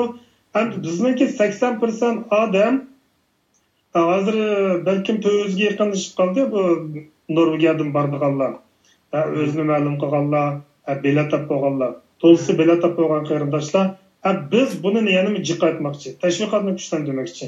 Bizniki ichki jihatga qildigan eng chong ishimiz ittifoqlikni birinchi o'rin qo'yish, tashviqot qilish, amal va atrofimizdagi jamoatni tashkilotning atrofiga uyushtirish. Allah razı olsun. Rahmet. Yani yeniçe bir plan, metod bağım mesela namayişini ya aşkarlaşını kalmamız mesela yollan diyede hazır 9 kişilik namayış kılış yani namayişini başkuruş görüp kuruldu. Yani yeniden nemeler buluvatıdı yani metodla programmalar icat kılınavatıdı mesela yaşlanık. Aşının okşayan bir nemeler bağım mesela Norvegiya cemaati. Norvegiya Uyg'ur komitetidagi hozir birinchi bo'lib o'ylanayotgan ishi bexatarlik. Anadan qolsa namoyish Norvegiyadan boradigan namoyishchilarga bir qulaylik yaratib berish. Buning uchun bizniki bir qism maxfiy planlarimiz bor. Hozircha oshkorlashib bo'lmaydi. Anadan keyin o'sha o'tgan haftadagi yoshlarniki uyushtirishi bilan qurilgan bir necha guruhlarimiz bor hozir. Ularmi 5 ming kishilik namoyish tayyorlik qilyapti, bir qism fikr talablarini sundi. Buning uchun qiziqarli jamoatni o'ziga maftun qilgan bir qism planlarimiz bor. Inshaalloh buni oldirmay o'rtoqlashamiz. Allah razı olsun. Bundaqda hozir naq maydonga bir qarindishimiz telefon qilibdi. Men telefonni oldim. Agar fikr takliflari bo'lsa, shu 3 qarindishimiz o'ltiribdi. Assalomu alaykum. Va alaykum assalom. Gap qaysi bo'ladi? Avrupa Parlamenti altındaki 5 bin kişilik namoyish için faaliyet edip beriyotgan bütün qarindoshlarımizdan, teşkilat başlarımızdan, şahsiylerimizden davet qilayotgan Allah razı olsun. Hüseyin Qaracım bundan şu bugün çıkarıp koygan ilanlarda men Netizem A'danın kısmını görgenden, Netizem A'danın kişi yok, katlaşamadı mı ya Yüzü kapışına kaldınız mı? Muşun bir soraydı dedim. Eğer neticem eğer çıkan olsa, çık sıfatlarını soraydı iken bu namayış doğruluk, bu tor dünyasında naitidaki aktif bir faaliyet edip veriyorken bazıydı. Sonra muşunu bir soraydı, tüllüge. Kırkın kıyafetim, muşu kayıt sebepti muşu Nebican Eva, muşu torundan Bolu'da. kaldı, muşu çatlak yayıldı. Ma üçeylendin namayış toğrusu soraydigan suallar barmı? Bu şeyler de var. Soruslan. Ben onun gele sel turup Hem cevap de vereyim. Bahtiyar Nurubiye'den muşu Avrupa Parmağı'nın altındaki 5000 kişilik namaz için nait çok bir faaliyet, videoluk bir hareket edip bana Bahtiyar'a Allah razı olsun deyim ben. Germanya'dan taraf Yurun Kaş. Eğer muşu Nurubiye'deki şu Bahtiyar'daki de bir faaliyetini kılıvatam bilen yapılan bir kılam bilen. Hoş. Üçüncüsü Sivrisya'dan. Muşu 5000 kişilik Avrupa Parmağı'nın aldığını edip barıdığın namaz için kaçlık tayyarlar kılavatlar, kaçlık annem kiralıydı tahminen. Rahmet. Allah razı olsun.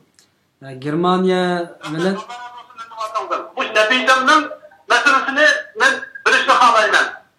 Boludu. Allah razı olsun. Nebican meselesi toğrusida men aşık eylenden cevabını hep boğandan ki men özüm cevap verme. Parat Yorunqaş efendim Germaniyada bu Nurugiye'deki muşundaq videolu işlenip nayet yaxşı avallı bulawadı. Germaniyada muşundaq bir xizmetli bulatam deb so'radilar aldı onun düşeldi. Sizlarga berdim so'zni o'zlari javob bersin. Albatta, endi bu Germaniya Dünya Avrupa Politiki Merkezi Germaniyanın München şehri joylashgan. Biraz ünlügrek Albatta, bu Dünya Avrupa Politiki Merkezi Germaniyanınki München şehri joylashgan. Yani bu 5000 kişilik namoyishga riyosatchilik qilish, umumiy yetakchilik qilish guruhisimi yana shu markaziy organda endi. Biz umumiy qarshi davlatlar bilan bo'lgan munosabatni tangshashlik qo'limizdan kelganini qilyapmiz. Tashviqot masalasiga kelsak, Germaniyadagi Uyg'urlarni o'zining qo'ldan kelishicha tashviqot jihatdan moslashib kelyapti. Masalan, Yevropa Sharq Turkiston birligi tashkiloti bor bu yerda. Masalan, bu yerda Germaniyadagi Uyg'urlarni tashviq qilish, ularni safarbarlikka keltirish, ularni tizimlash, bu namoyish tashviqoti degan gap faqat bu nimalarda sotsial tarmoqlarda va yoki nimalarda xabar ushtirib tarqatish, e'lon berish deganlik emas. Bunun birinchi bosqichi avval shu o'zimiz turayotgan davlatlardagi Uyg'urlarni safarbarlikka keltirish, ularga qarata bevosita yuzturani idiot xizmat ishlash va o'zimiz turayotgan davlatlarda texnik Uyg'urniki bu namoyishga qatnashishni qo'lga keltirish bu eng muhim birinchi bosqich masala. İkinci bosqich masala biz yuzturani ko'rishmagan bevosita so'zlashish imkoniyatimiz bo'lmaganlarni umumiy safarbarlikka keltirish uchun albatta sosyal ijtimoiy tarmoqlardan bundan foydalanamiz. Bu muhim bosqichlardan biri. Endi Dünya Avrupa Politiki tashviqot komiteti bo'lishi bilan hozir bu vaqtda masalan Dünya Avrupa Politiki raisi Dolqin Aysa efendimning qancha qatimliq murojaatlari va shu nimaga munosabatlik 5000 kişilik namoyishga munosabatlik maxsus videolar, ovozliq ba'zi filmlar sizlar ko'rgansiz, televizor ko'ruvchilarimiz hozirgacha taqib kelyapti. Shunga bu masalani nihoyat oddiy qaramaslik kerak. Mayadikilar sotsial tarmoqlarda bu xabarni ko'p tarqatdi, mayadikilar oz tarqatdi deb buni qaramaslik kerak. Bu yerda shu davlatdagi Uyg'urlar orasida olib borayotgan safarbarlik chaqiriqni bu yerda bizlardan saqlab etmasligimiz kerak deb o'ylaymiz.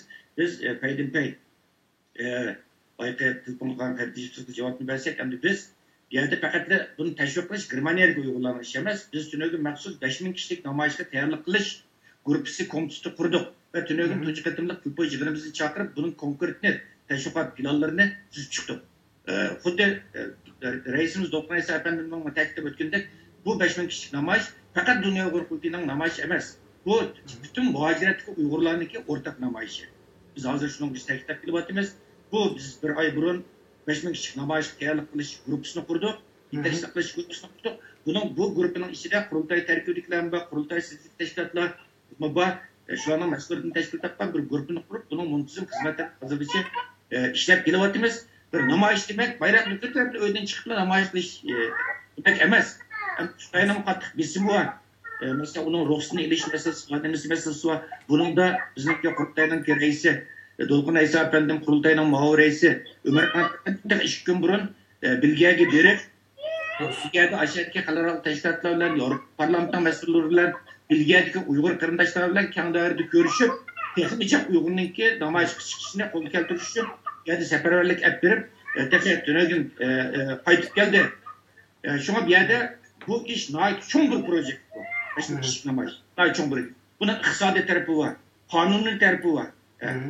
Bugünkü. Hatta to'ldirilgan shuvarlardan tortib, ochilgan lozunkalardan tortib, uning tartibini qo'llaydigan insonlardan tortib, buni biz Beşlik kişi namayışga tayyorlik qilish gruppasi buning ayet konkretni plan choralarini tuzib chiqdik. İnşallah hozirgi bütün Yevropa miqyosida buningki tashviqot nayda obdan bo'lyapti. Bizmi buningdan keyin hozir bir oydan ortiq vaqt qoldi. Bir oy taxminan mushu mezgilda kundan kunga bu Beşlik kişi namayışdagi tashviqotni kuchlantirish maqsadida maxsus tunogimmi shu tashviqot gruppasini qurishimizdagi maqsadimiz, sebebimiz Allah razı olsun. Allah razı olsun. Dolqun Reis efendim hazır kirdi. Sohbetxonamizda o'ltirib Undaqda nima Abdullah Kökyar efendimdan so'ragan savoliga o'zidan javob olaylik. Marhamat. Xo'sh, Shvetsiyada biz bu birgeli o'tkazilgan 5000 kishilik namoyishninki maslahat ismini Dünya Uyghur Qurultayının yanı saylanğan reisi Dolqun Eysa efendim bilen 1. ayninki 15. yılları yoki 10. yılları bo'lsa kerak telefonda maslahatlaşıp başlagan ama bu 5000 namoyishninki Shvetsiyadagi tashviqotini 5.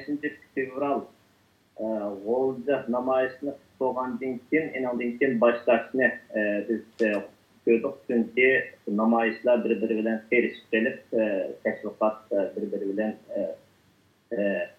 tanışmışamay kalmış olacak.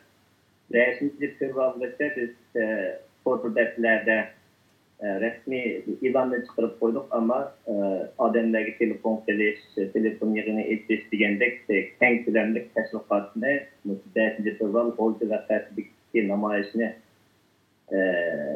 ünümlük hem dağdığılık ötküzü alğandan keyin ondan keyin bunu küçük təşviq qilishga başladık. Hazır kadar Shvetsiyada maşina bilen bardıqallar, ayıplan bilen bardıqallar, Gollandiyaga berip ondan keyin yerden poyezdan kirib ketdiqallar. Degandek biz tasavvur qilgandimmi yuqori holatda odamlar özlüğünden bilet gelip aile boylap onlar bilen degandek bu namoyishni qattiq qo'llaydiganligini bildirib biz bu yerda ijtimoiy turlardan foydalanish bilan birga va shu internet aktivlarining kuchidan foydalanish bilan birga odamlarga bir-birlab telefon qilib odamlarningki boya Baxtiyor efendim deganga o'xshash idisini azod qilish kalbideki korku virüslerini elbette davalaş, İDV hizmet işleş şahsi halette birbirler telefon kılıp İDV hizmet işleş farklık şu neticelerge eriştik. Yani hazır kadar şu İDV hizmetlerimiz hakımıgan aslında bir uçum selbi namayışta selbi taktıvatkan ya ki selbi karakter bulavatkan adamlar mı yok emes. Bula bir uçun kişiler bula nispeten biz şu Dolqun Eysa efendim ve başka devletçi kerimdaşlarına numarını biliş arkalık ular bu bir İDV hizmet çıkışta urnumuz eğer o mu kalkımığa vakittaydık doğru işlemeydiğin kişiselge nispeten bir mezgil doğrunu tokutup en andaki qayta bir doğru kullansa yoki bo'lmasa o'zligidan bir tabiiy yaxshilangan vaqtda en andaki xizmat ishisi yaxshi bo'lganga o'xshash bunga tabriklanlik bilan yana sepimizga ketilishini bu namoyishni qo'llashini kutib turamiz odamiylik xususiyatlari buzilgan taqdirda odamlik salohiyatdan chiqib ketmaganligi uchun o'lmagan jonda umid bor deganga o'xshash azat bo'lmagan qalladimi hamon bir kun azat bulaş ümidimiz var, ümidimizi kesmeyimiz, ümidini kesiş dinsizlerinin işi biz dinle itikadımız bir millet bulaştığımız bilen Adem Allah'tan, halkımızdan dunyodan umidimizni kutib atmaymiz. Allah bir gün bizga yordam qiladi. Xalqimiz bir gün haqni tunib bu to'g'ri safga ketadi. Dunyo bir gün bu haqiqatning sadosini anglab, buningga inkos qaytaradi degan umidda, umid bilan, ishonch bilan beryapmiz. Bunday etgan vaqtda bu Tamak yatak meseleleri el buldu mu mesela namayış gündeki tamak bilen katnaş meselesini biraz konkretraak desizler. Namayış gündeki tamak yoki bilet haqida favqul odda ishi yo'q. Bilet alolmaydigan ba'zi oilalarninki bilet meselesini ba'zi o'rinlar bilan ko'rsatib hal qilgan bo'ldik. Ammo tamak meselesini odatda shu Shvetsiyada tutsaqmi, uch vaqt tamakni uyda yeganga o'xshash. Bilet alanmaydigan aileler mi var mı? Yani ben koşumcu sorup koyayım bunu. Hoş. Bilet alanmaydigan aileler mi var mı Şivisi'de? Bilet alanmaydigan ama beriş arzuları var. Kişilerden bir 3-4 aile bo'lgan bo'ldi. Ularninki ba'zilarininki meselesini hal qildik. Yana ba'zilarininki meselesini hal qilish uchun u yerda bilan kurishyapmiz. İnşallah bu namoyishga berish arzusi bor odamni Allah bir yo'l bilan berishga nisb qiladi. Ammo berish arzusi yo'q, umidi yo'q bo'lsa andaylikda hammaga yamashgan odam o'zi bir az harakat qilib nikotetek chiqib ketganga o'xshash bu namoyishni tegidin dilidan berishga nimasi bor, irodasi bor kishilar inshaalloh ya mashina bilan, ya ayiqlan bilan, yoki poyezd bilan har holda berishga xalqimiz tang yo'lda tashlab qo'ymaymiz inshaalloh. Allah razı olsun. Qarindishimiz 3 savol so'raganda ikkisiga javob berdinglar. Aslida Nebijan A'lo qarindishimizmi chiqmoqchi bo'lgan.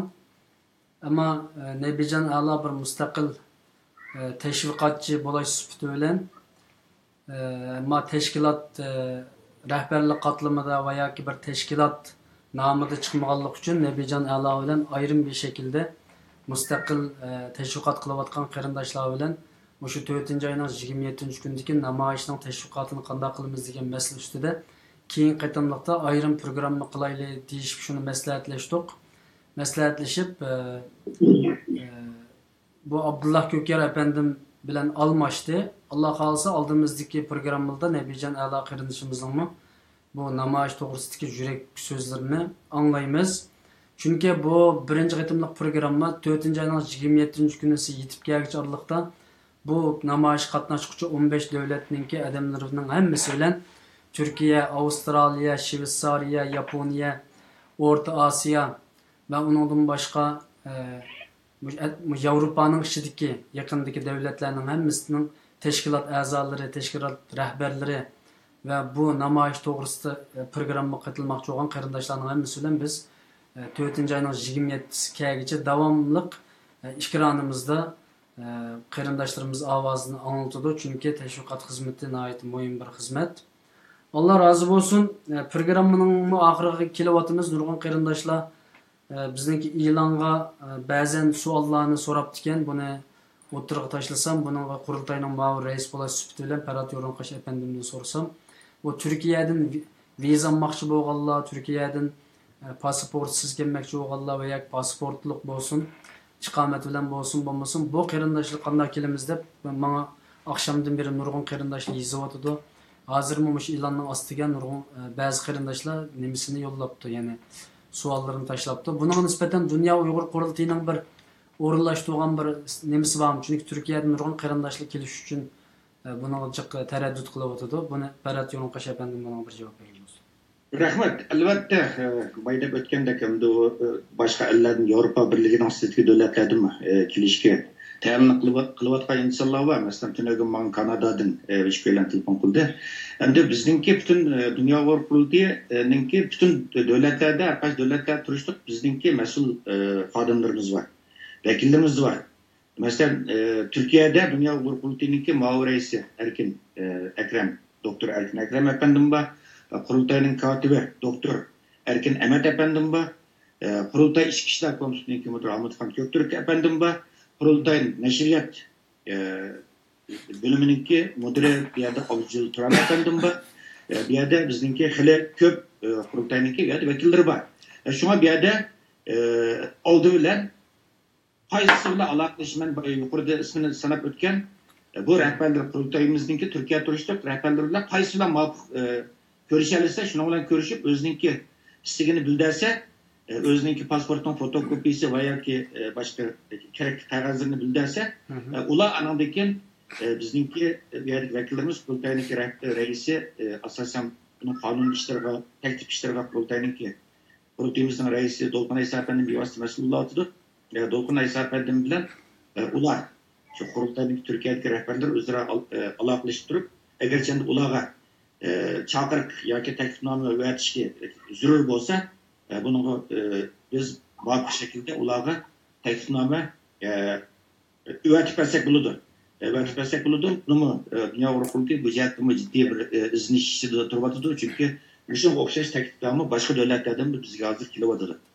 Yani Türkiye'deki kurultayga münasebetlik adamlar bilen görüşsüz bolamdı bu meseleler. Şu an demek şu şu. Divas'ta bizimle merkezle görüşmeyi mesela bizim kurultay merkezi organından bir işimizden aytacak. Hem de bunun Dünya Avrupalı'nın reisi Dolpan Aysar Efendi'nin umumi işler mesul bulatıdı. Ama her kaysi devletlerdeki işlerde şu devletlerdeki kurultayının mesulleri tuluk hukuk mesulleri. Şimdi bayit ötkende Doktor Erkin Ekrem, Doktor Erkin Emet, Abdüzgül Celil Turan, Ahmet Han Köktürk. Bunlar kurultayınınki şu Dünya Avrupalı'nınki Türkiye'deki rasmi vekilleri. Rasmi vekilleri şu an bunu nazarını saklı etmesi gerek, müşlerle alakalısı gerek. Hem de ulanı koyup durup yuvaz bizle alakalısa bu mu muhabbet bir iş emez. Çünkü biz o insanlarınki namayış kıldığı insanlarınki her xil məqsədlərlə kilovattan insanlar var. Biz insanların bir tek-tekini bilip çağırışımız gerek şu insanlar teklifname müvekkil vaxtda. Qandaq bir insan namayış kılışqatmış. Bunun ağ görünüş qandaq. Bunun bir qısqışı məlumatla ilgili hukukumuz var bizden. Bunda olğan diken, ular dəstəkli şu Türkiye kurultayının kişilik rəhbərləri özünü məlum qılsın, özünün tərcümanını tunuştursun, ular onun diken bir qısqışı bir sürüştürüş yapmasın, muvaffak görgen diken, anan diken ularınki pasportun fotokopisini bizge kurultay merkezi organı yollap bestirmeye biz bir yerde ulara teklifname öğretip verişke kirişimiz. İşte yolu bu. Allah razı olsun. Ben de sözünü nimige Baxtiyar Ömer Efendimge bersem bu toğristiyan özününki katıdığan sözler bolsa asan boludu. Yani muş kıtımlık namayışını kandak kuşlandırış, kandak doğru elip memiş meselelerde eğer katıdığan sözler bolup kalsa alamam. Hem de bizimki oylayotganimiz hazır. Abay degandek birincisi bexatarlik meselesi, ikincisi Borugiyadagi namoyishchilarga bir qulaylik yaratish masalasi. Chunki bu yerda hamma odam sayohatchi bordi, ishlamini bilmaydi. Til masalasida qiyinchiliklarga yo'liqadi. Andan keyin bu yerdagi qatnash, berib kelish, tomoq masalasi bor. 4-5 ming odamniki bu yerda tomog'ini yoki eshitgasi 7-8 ming bo'lib ketishi mumkin. Bir vaqt o'rinlashtirmoq qiyin bir masala bu yerda. Andan keyin aloqa masalasi bor. Şunun biz hazır derhallıkka bir ciddi alaka telefonuyla bir telefon uğurlaştırdık. Şu yerde ciddi meseleler yoluqqanlar derhal komitetindeki reisleri bilen yoki hizmetçileri bilen şu telefon numara orqali aloqalashsa buldu. Bunun başka bizniki uğurlaştırıyotgan işimiz şu yerde qaysi xil usullarda cemaatniki bir ihtiyacıdan çıkış. Bu mesele. Anadaki alaka işi nihayet mühim. Bu mesele, bunun başka benim qo'shilganlarim yo'q. Tamoq meselesini hal qildinglar mı? Tamoq meselesini hozircha demayman. Tamam. Allah razı olsun. Xo'sh, rahmat. Yana Abdulla Köker efendimning boshqa qo'shib qo'ydigan so'zi bo'lmasa, men yana so'raydigan bir ikki savol bor. Shuni so'rab o'tgandan keyin programmani oyoqlashtiraman. Qo'shib qo'ydigan so'zlar bor. Qo'shib qo'ygan ikki so'zim bor. Xo'sh. Şivsiyetinde biz Şivsiya Uyghur Marif Uyuşması'nınki sabık mesulü Necat Turgut Efendi ve yana şunun hemralıqıda 2 nefer adam namayışın bir gün 2 gün burun berip bu yerdeki bir yığınğa qatnashib shu namoyish mas'ullari bilan Shvetsiya Uyg'ur ma'rif uyushmasiga Shvetsiyadan boradigan namoyishda ommaga vakolatan shu yerda oladigan tadbir ba'zi sistem jihatdagi nimalarni o'rlashtirmoqda. Shvetsiyadan boradigan Shvetsiya cho'ng davlat bu tarafi 5000 kilometr olsa alt tarafı 1000 kilometr. Şu anlıktan barıdan şu yakından barıdığan qarindoshlar Nejat Turg'unninki telefon nomeriga tushgan vaqt bilan qanday yordam bo'lsa, Nejat Turg'unning telefon nomeriga telefon qilib, shuningdan maslahat bo'lsa, Nejat Turg'un 2 kun burun bardi.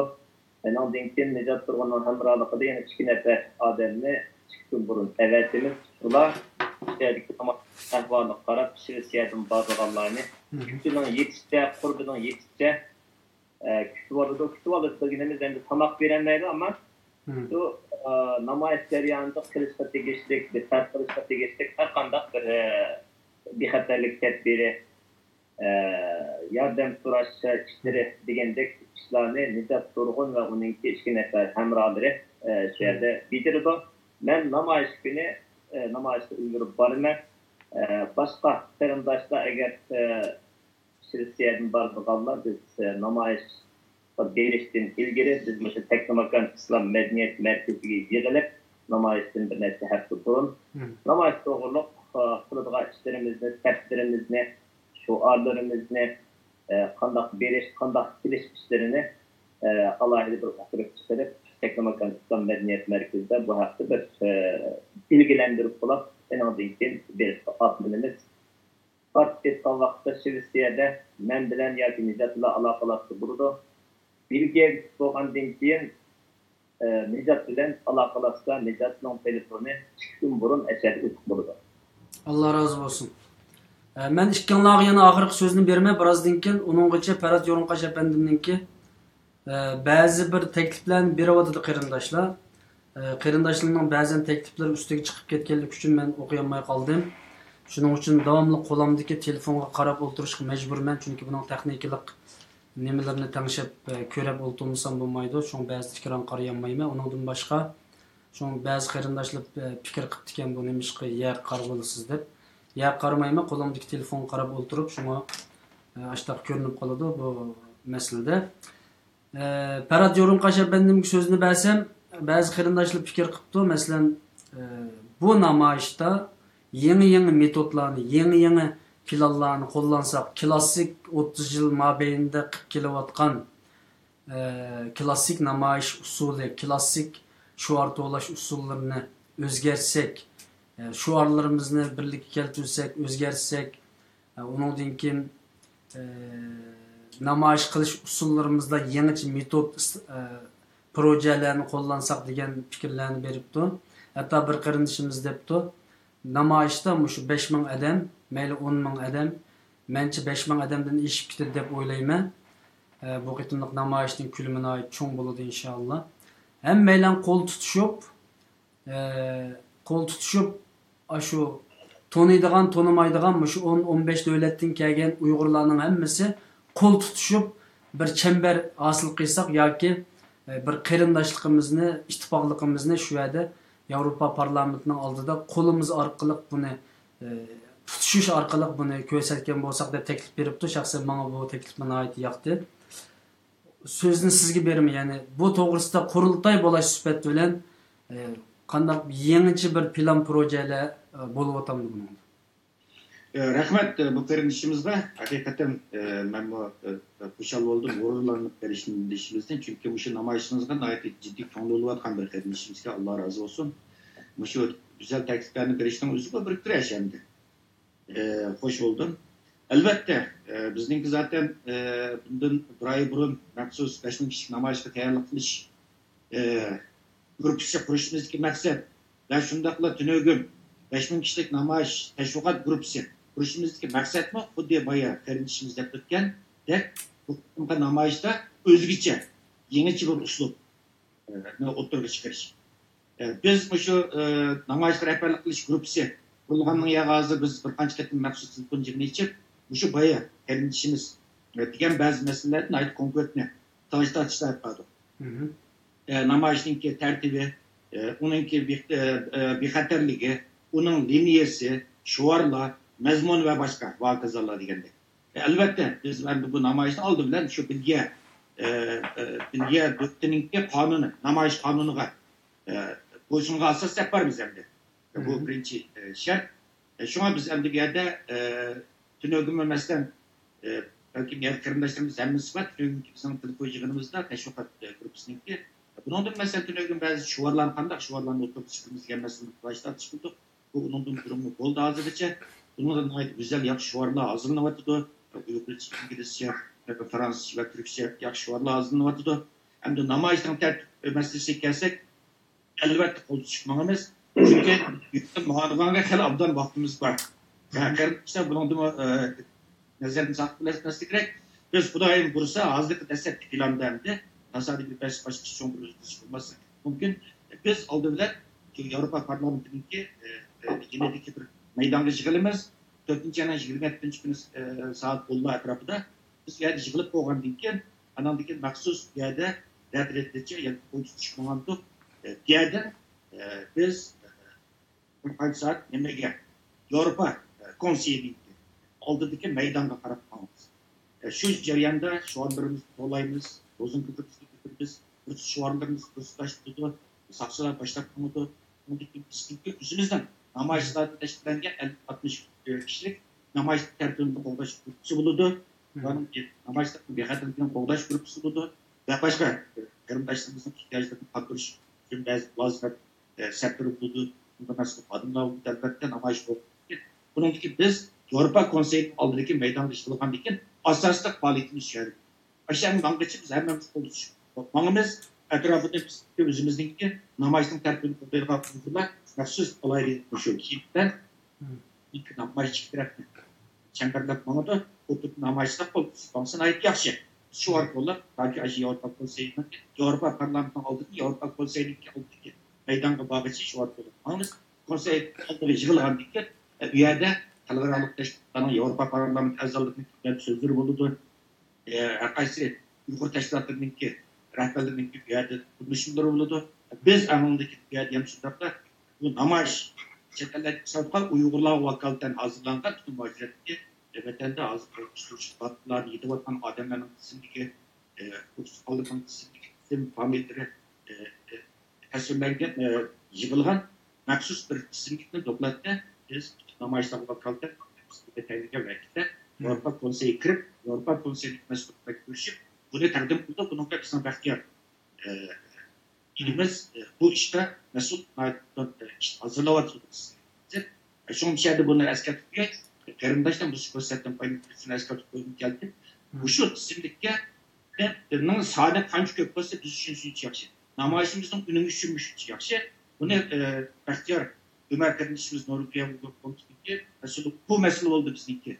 Namayış başının kişisi, namayış hayalak kopsaydı. Bu işte, bu şu vatandaki üstünç lagırlarda terbiyeleştirmelerde türümler yetibattan aldığınlar olsa size pembesine resim olsa resimine kişine tutubattan ya da tutubattan lagırda sanatlar yapsa bu şeyin isimlikine Bahtiyar Ömer Efendi'ye yakışmasına aksus liste hazırladı. Bunun namayıştaki en ahırda işte maksus heyet namayışlar teşkilattan heyet Avrupa Konseyi kürep Avrupa Konseyi'ninki mesulleri bu isimlik sundu. Bana bu için geldi o namayış. Allah razı olsun.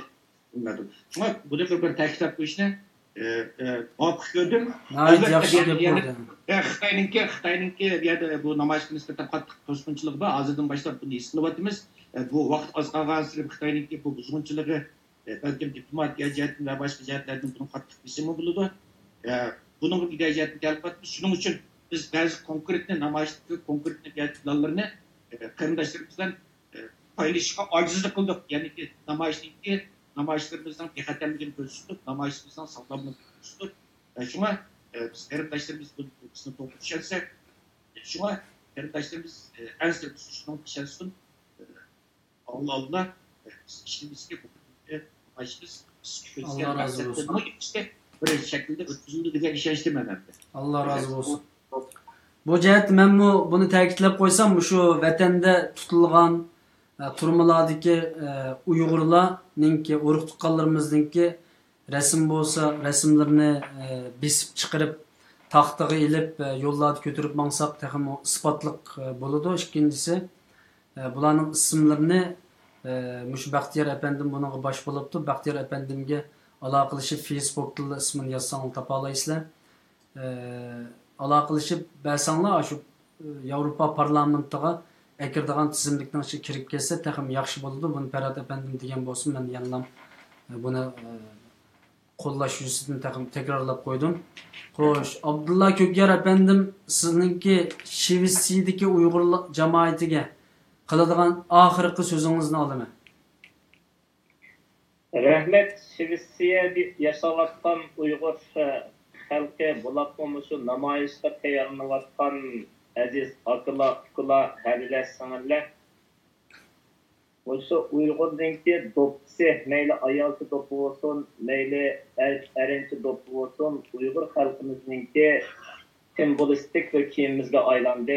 Madaqcha aytganda bayrog'imiz desakmi bo'ladi. Shvetsiyadan bag'anlar başqa Yevropaning har qaysi davlatlaridan kelgan qarindoshlarga meniki tavsiyam shu bosh kiyimini Uyg'urcha qilib berishni, Sharqiy Turkistoncha qilib berishni, Çimen doppa, badam doppa, Uygur'a xas doppalarını beşikten ayrım etmeyi verişini eserde başka milletten farklı durduğun geldilik. Avrupa Parlamento'nun aldığı mançının Uygur yığılıptı, doppası bilen, milli kimlikçilik bilen, milli iradesi bilen, güzel ahlakı fezileti bilen, namayışta yaxşı şuarlarını to'lab, edeplik şuarlarını to'lab, jidal chiqamay, majra chiqamay, Xitoy bizde qo'rqitib, dunyoga tahdid etkiladigan o'ti deb to'qatqa yerda biz milliy kiyim-kechigimiz bilan, milliy irodamiz bilan, iymonimiz bilan, axloqimiz bilan ashadi bir o'zimizning mavjudiyatimizni namoyon qilib qo'yayotgansak, dunyo bizdan rozi bo'ladi, Alloh bizdan rozi bo'ladi. Mutu namoyishga kelinmagan Turkiyadan, vatandan va boshqa dunyoning har qaysi o'lkalardan kelinmagan xalqimizmi, bizning xalqimiz milliy kiyimi bilan, milliy irodasi bilan bizning irodamizni namoyon qildi deb bizdan faxrlanadi. Allah razı olsun. Qatnashadigan qarindoshlarimga, bo'libmi Shvetsiyadan qatnashadigan qarindoshlarimga Çimen doppa, badam doppini beşidin ayırmaslıqını tavsiye qildiman. Eğer Shvetsiyadan baradiganlar doppa qiyinchiligi yo'q. Eğer doppa qiyinchiligi bağlı bo'lsa, Uyg'ur ma'rif uyushmasi bilan aloqalashsa yetarli bosh kiyimi doppida biz ta'minlaymiz. Mushuni deb qo'ymoqchi. Allah razı olsun. Baxtiyor efendim, Norvegiya jamoatiga deydigan so'zlar, eng oxirgi so'zlarni olaman. Hozir Norvegiya Uyg'ur komiteti jamoatni hayajonlantiradigan, jamoat komitet a'zolarini qo'llab, bularni hayajonlantiradigan bir xil vaziyat shakllandi. Bo'libmi oxirgi qatimliq shu Navro'z faoliyatida Dunyo Uyg'ur komitetining rahbarlarini ko'rdi. Hatto o'rtog'ida yo'q ashula tiqmoqda biz jamoat bilan uchrashdik. Mening jamoatga deydig'im, biz Norvegiya Uyg'ur komitetidagi barliq hay'atlar jamoatni suyamiz. Shuning uchun jamoat uchun xizmat qilish uchun o'zimizning vaqtini, zehnimizni chiqarib, bu yerda o'tiribdik. Jamoatga deydig'im, jamoat komitetni qo'llasa, yaxshi ko'rganlar bo'lsin, yaxshi yomon ko'rganlar bo'lsin, komitetning xizmati har xil shaklda har bir Uyg'urga manfaat yetkazadi. Bizni qo'llasanglar, bizning haqimizda turinglar, namoyish qilinglar, aziz qarindoshlarim. Hozirgi vaziyat burungi vaqtga o'xshamaydi. Hozir Uyg'urlar qilning ustida yashayapti. 20% Uyg'ur har xil nomlarda, turmalarda, har xil nomlarda, o'zgartirish lagerlarida zulm chekyapti, azob chekyapti. Bugungi xabarlardan qaragan chaqda hatto boshlariga to'mir qalpoqlarni kiygizib, har xil nomsiz ichimliklarni ichkizib, odam tilga olsa adamning vijdoni azoblanqidek zulmlarni ko'ryapti. Xalq chidovsiz holatga keldi. Mushundaq vaqtda yana sukut qilmayli. Jamoat, aziz qarindoshlar, Xudoyim Allah qilganning ajrini berdi, qilganning so'rg'ini oldi, qilmaganning so'rg'ini oldi. Buni biz hamon bir kun javob beramiz qilgan qilmaganlarga. Shuningga ittifoqlashayli, birlashayli, hammamiz bir niyatda, bir maqsadda vatanimiz uchun, xalqimiz uchun bir kun vaqtimizni chiqarayli. Rahmat. Allah razı olsun. Baxtiyor efendimning oxirgi so'zlaridan men ta'sirlandim. Yani so'riqi bor bu ishlarningki, qiyomat kuni nima ish qildingiz? Mushu Uyg'urlar, mush qavm to'ng'iz go'shi majburlab yeyildirayotgan vaqtida sizning ojiz singillaringizning yeniga bir Xitoy erkakni akirib qo'yayotgan vaqtida biz musulmonlar qat'iy qabul qilinmaydigan bir diniy hem bir burchimiz hem Uyg'ur milliyligimizni hech qanday bir qabul qilinmaymiz. Yani Xitoyni biz azaldan biz Xitoy bilan bir yerda yashagan emasmiz, majburan buni qilyotdim. Buni qabul qilganlikning o'zi bir gunoh hisoblandi meningki o'qigan dinimda. Yani qiyomat kun cho'qim bu so'riladi. Shu Baxtiyor efendimning gapini men qo'llayman. Hammaylar buningki mas'ulimiz. İnşallah bu mas'ullik Allohning oldida javob berishga tayyorligimiz bo'lsin. Baxtiyor efendimning nima Farad Yo'rinqash efendimning men oxirgi nimasini oxirgi so'zini olsam, ya'ni qurultay bo'lish sifatlari bilan shu namoyishni tashkillagan bir organ bo'lish sifati bilan bu Uyg'ur qarindoshlarga qanday bir so'zlari bor, Germaniyadagi jamoatga qanday bir so'zlari bor. Shuni olgandan keyin programmani oyoqlashtirmoq xo'sh. Albatta bu vatan hammamizniki, uninki yoki buniki emas. Bu namoyishmi hammamizniki namoyishi. Bu o'ziniki millat uchun, o'ziniki e'tiqodini qo'llash uchun kurash qilganni Janob Alloh har zaman mukofotlaydi ekan. Buningdan qochqanlarni jazolaydi ekan. Yaqin tariximizga qarasak, shu 30-yil inqilob qurilgan vaqtida Sabit Damullamlar Qashqardagi bütün boylarni yoki janobdagi boylarni yig'ib yordam qiling deganda nurg'un beshini ichiga tiqib qo'yibdi ekan. Ba'zi tarixiy manbalardan qarasak, keyin Shingsay kelgandiki Cumhuriyet mag'lub bo'lib, Shingsay kelgan vaqtda ash boylarning hammasini Shingsay tutib, butun mol mulkini taqib qo'yibdi ekan.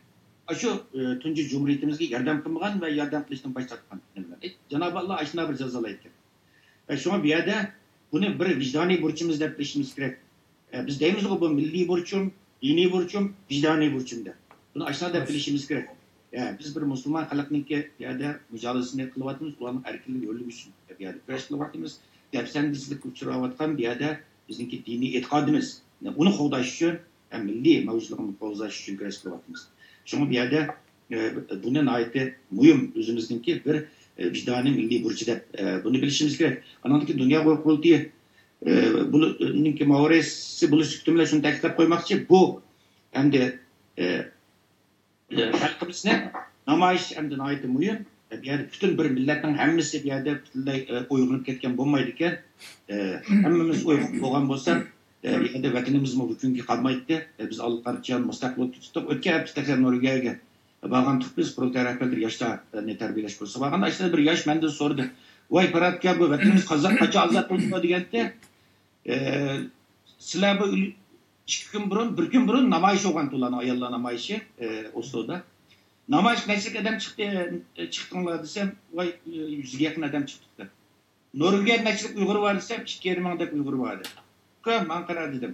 Mushu Norvegiyadagi Uyg'urlarningki qachon Norvegiyadagi Uyg'urlarning 80% namoyishga chiqqan vaqtida vatan ozod bo'ldi. Agar shu vaqtda vatan ozod bo'lsa, meni qanday qilib dedi. Xo'sh. Desam bir chaqda bir cho'p bilan qilib aka bu gapingizdan o'ylasam asosida. Shu millatimiz umumiy bu bizning elib turayotgan bir ko'rishimiz, bu harakatimiz umumiy xalqniki. Harakatga aylangan vaqtida anandan keyin biz o'zimizniki istiqlolga erishimiz.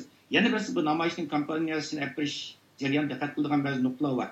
Mayli qurultay qarori tashkilotlar bo'lsin, boshqa tashkilotlarimiz bo'lsin va yoki buningki tashviqotni qilayotgan insonlarimiz bo'lsin, nihoyat chiroyli gaplar bilan, savrchanlik bilan xalqimizni qoyil qilishimiz kerak. Hargiz ularni besim bilan, haqorat bilan va yoki qo'pol so'zlar bilan ularning ko'nglini rayisadigan ishni qilmasligimiz kerak. Nihoyat chiroyli gaplar bilan Ben bu Peygamberimiz sallallahu aleyhi ve sellem'in ki tarihini köp okugan. Biz yani şu vakit İslam'ın nurunu yanı tapatkan, izgirlikke tatkan japaları. O neçe yılda mı Müslüman iman etkizgan adamlar sen neçe yılda kapıramı? Şunçilik japa tatkanan. Ama nait severçem bu. Nait severçem bu. Çünkü biz şu Peygamberimizde ve ne vakitki şu sahabeladek nait Müslüman başlangıç kılıp atkanlar. Nait küçük iradelik bulup özümüzden gelişe kütülen çıraylık getirimizler, ilmi getirimizler, ilmi tebliğlerimizler halkımızda bununla paylaşmışlar. Tirişimiz gerek. Ben istemeyin ki biz ta ki hazırgıçı bu şu bayrakımızdan, kendim tutukan bayrakla hazırgıçı yokatmak kulumuz tutukan bolsak, demek bir yerde bunu halkımızdaki iradesindeki, milli iradesindeki küçüğüyle bulamadı. Çünkü ben halkımda işini elbette hemimiz işinimiz. Ben istemeyin ki bu 4. ayın 27. günlük namayış benimce bütün Uygur halkının şaşırıp yarışılgan bir şekilde bütün vatan içinde zulüm çekip atman şu halkımızı süyündürdüğün bir şekilde bir neticeli ahırlaştığı diye ümitli. Allah razı olsun. Abdurrahman Esen kardeşimiz izipto inkas kılıp meninki anamның sürtünü boz bir qanç qarindaşlar xalqan qarindaşlar kötürüp ası boptu ekan deb izipto. İnşallah görürmenler buna nispeten çokum inkas qaytırdı deb oylayman. Bir qarindaşımız men kötürme deb inkas qaytırıptı. Alim sabit degan qarindaşımız. Eğer yani şu suratni kötürülüşni xalaydiganlar inkas qılıp yazsanlar boludu qarindaşlar. Çünkü biz muş gep qilgan vaqtimizda her zaman her yerde emniyetimizni bildireyli. Hazır nurgun qarindaşlar ko'rib o'ltirib naq maydondan izlab o'tdi. Sizlarga Alloh rozi bo'lsin deydi bu yuqorqi ekrandagi 3 qarindoshimizga. Dua qilgan qarindoshlar bor, xizmatlarga tutilgan qarindoshlar bor. Undan boshqa takliflarni bergan qarindoshlar bor. Undan boshqa şu bir qarindoshimiz bugun Facebook'ta bunun ciddi ilanı taqilib o'tdi. Bizningki qarindoshlik studiyasi xalqimizningki ehtiyojini qamdaydigan, xalqimiz uchun amaliy xizmat qiladigan bir studiyo bo'lganligi uchun bu yerda men shu qarindoshlarimizning e'lonini qilib beraman. Albatta bu qarindoshimizga iqtisodiy jihatdan yordam berib 3 tane bolasi bor ekan, kichik bolasi. Bunun yordam beradigan shu qarindoshimizning doktorxonadan chiqib olguncha kesil shifo topqucharlikda Yevropaga murojaat qilibdi. Yevropadagi qarindoshlarimizmi yordam beradigan qarindoshlar bo'lib qolsa albatta İstanbul'daki Kerem Qari Kuchar, yani bu ma'arif cemiyetide hizmetdeki yani hemmeden biladigan ishonchlik birodarimiz, qarindoshimiz, ustozlarninki birisi. Shu qarindoshimizninki telefon nomeri taqilib o'tdi, shuningki bank nomerini taqilib o'tdi. Shunga urib bersak, bunga amaliy yordam qilsak, men buni shu qarindoshlik studiyasining nomidan hammalarga bir tashabbus qilaman. Yardım qilayli, çünkü bizning bishimizdan kep qilish mumkin bundaq avval.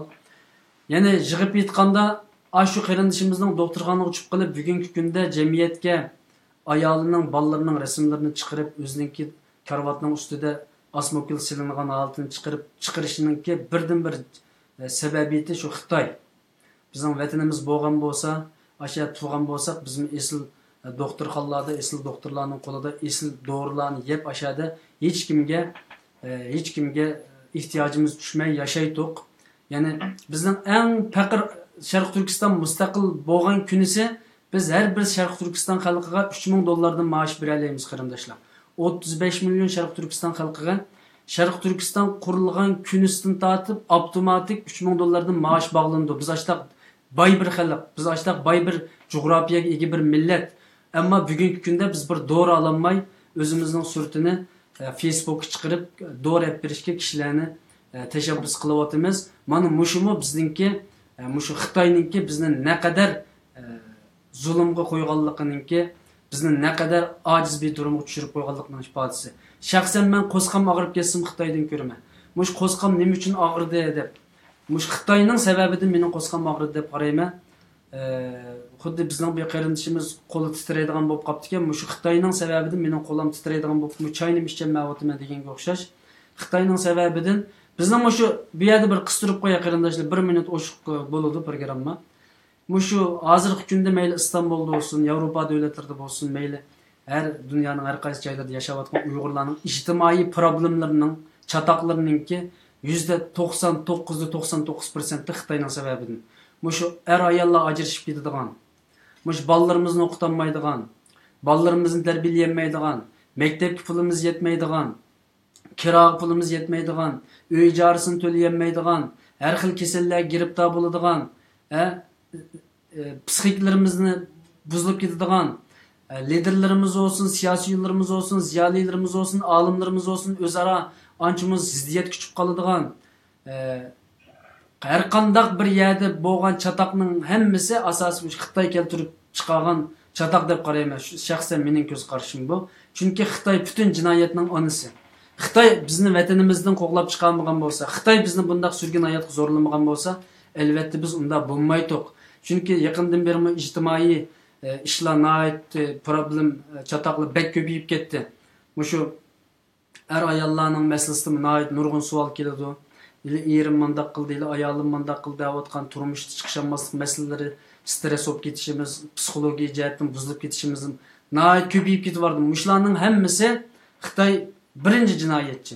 Shuning uchun Xitoydan qutulmoqcha biz bu kasallikdan qutulmaymiz qarindoshlar.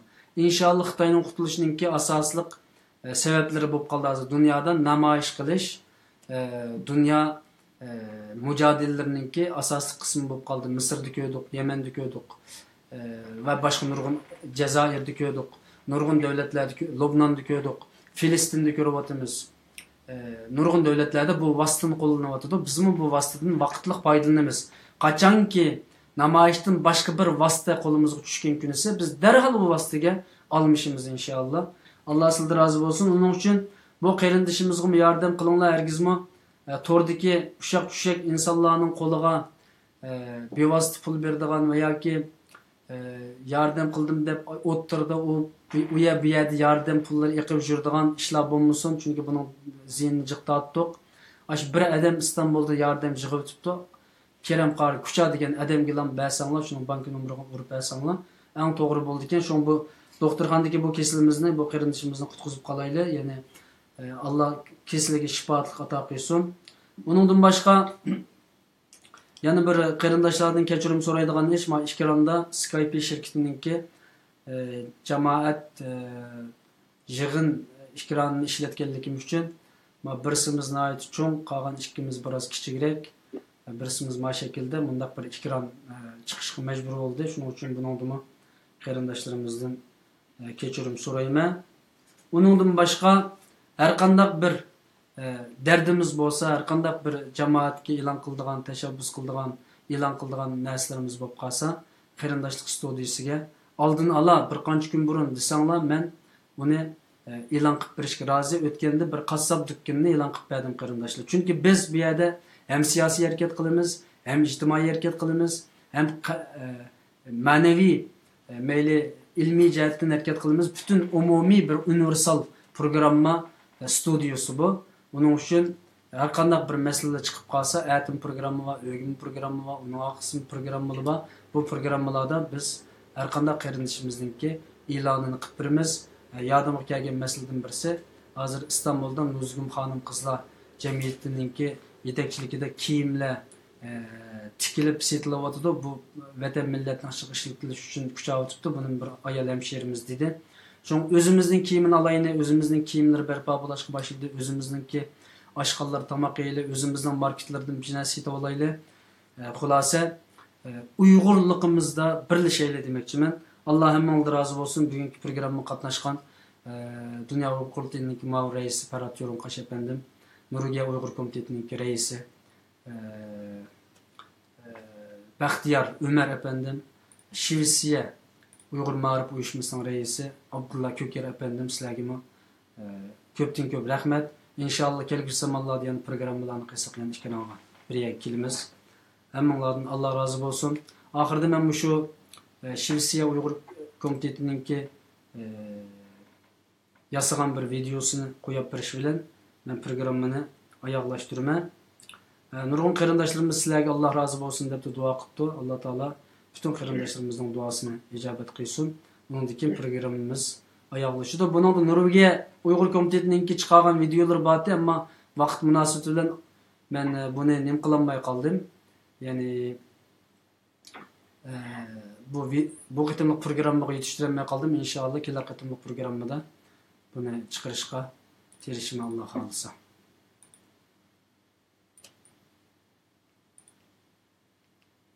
Allah hammalar razı olsun. Sözüm razı. Rahmet. Bugünkü programımız Mishal oyoqlashgan bo'lsin. Allohga emanet. Assalomu alaykum va rahmatullohi va barakatuh. Rahmet.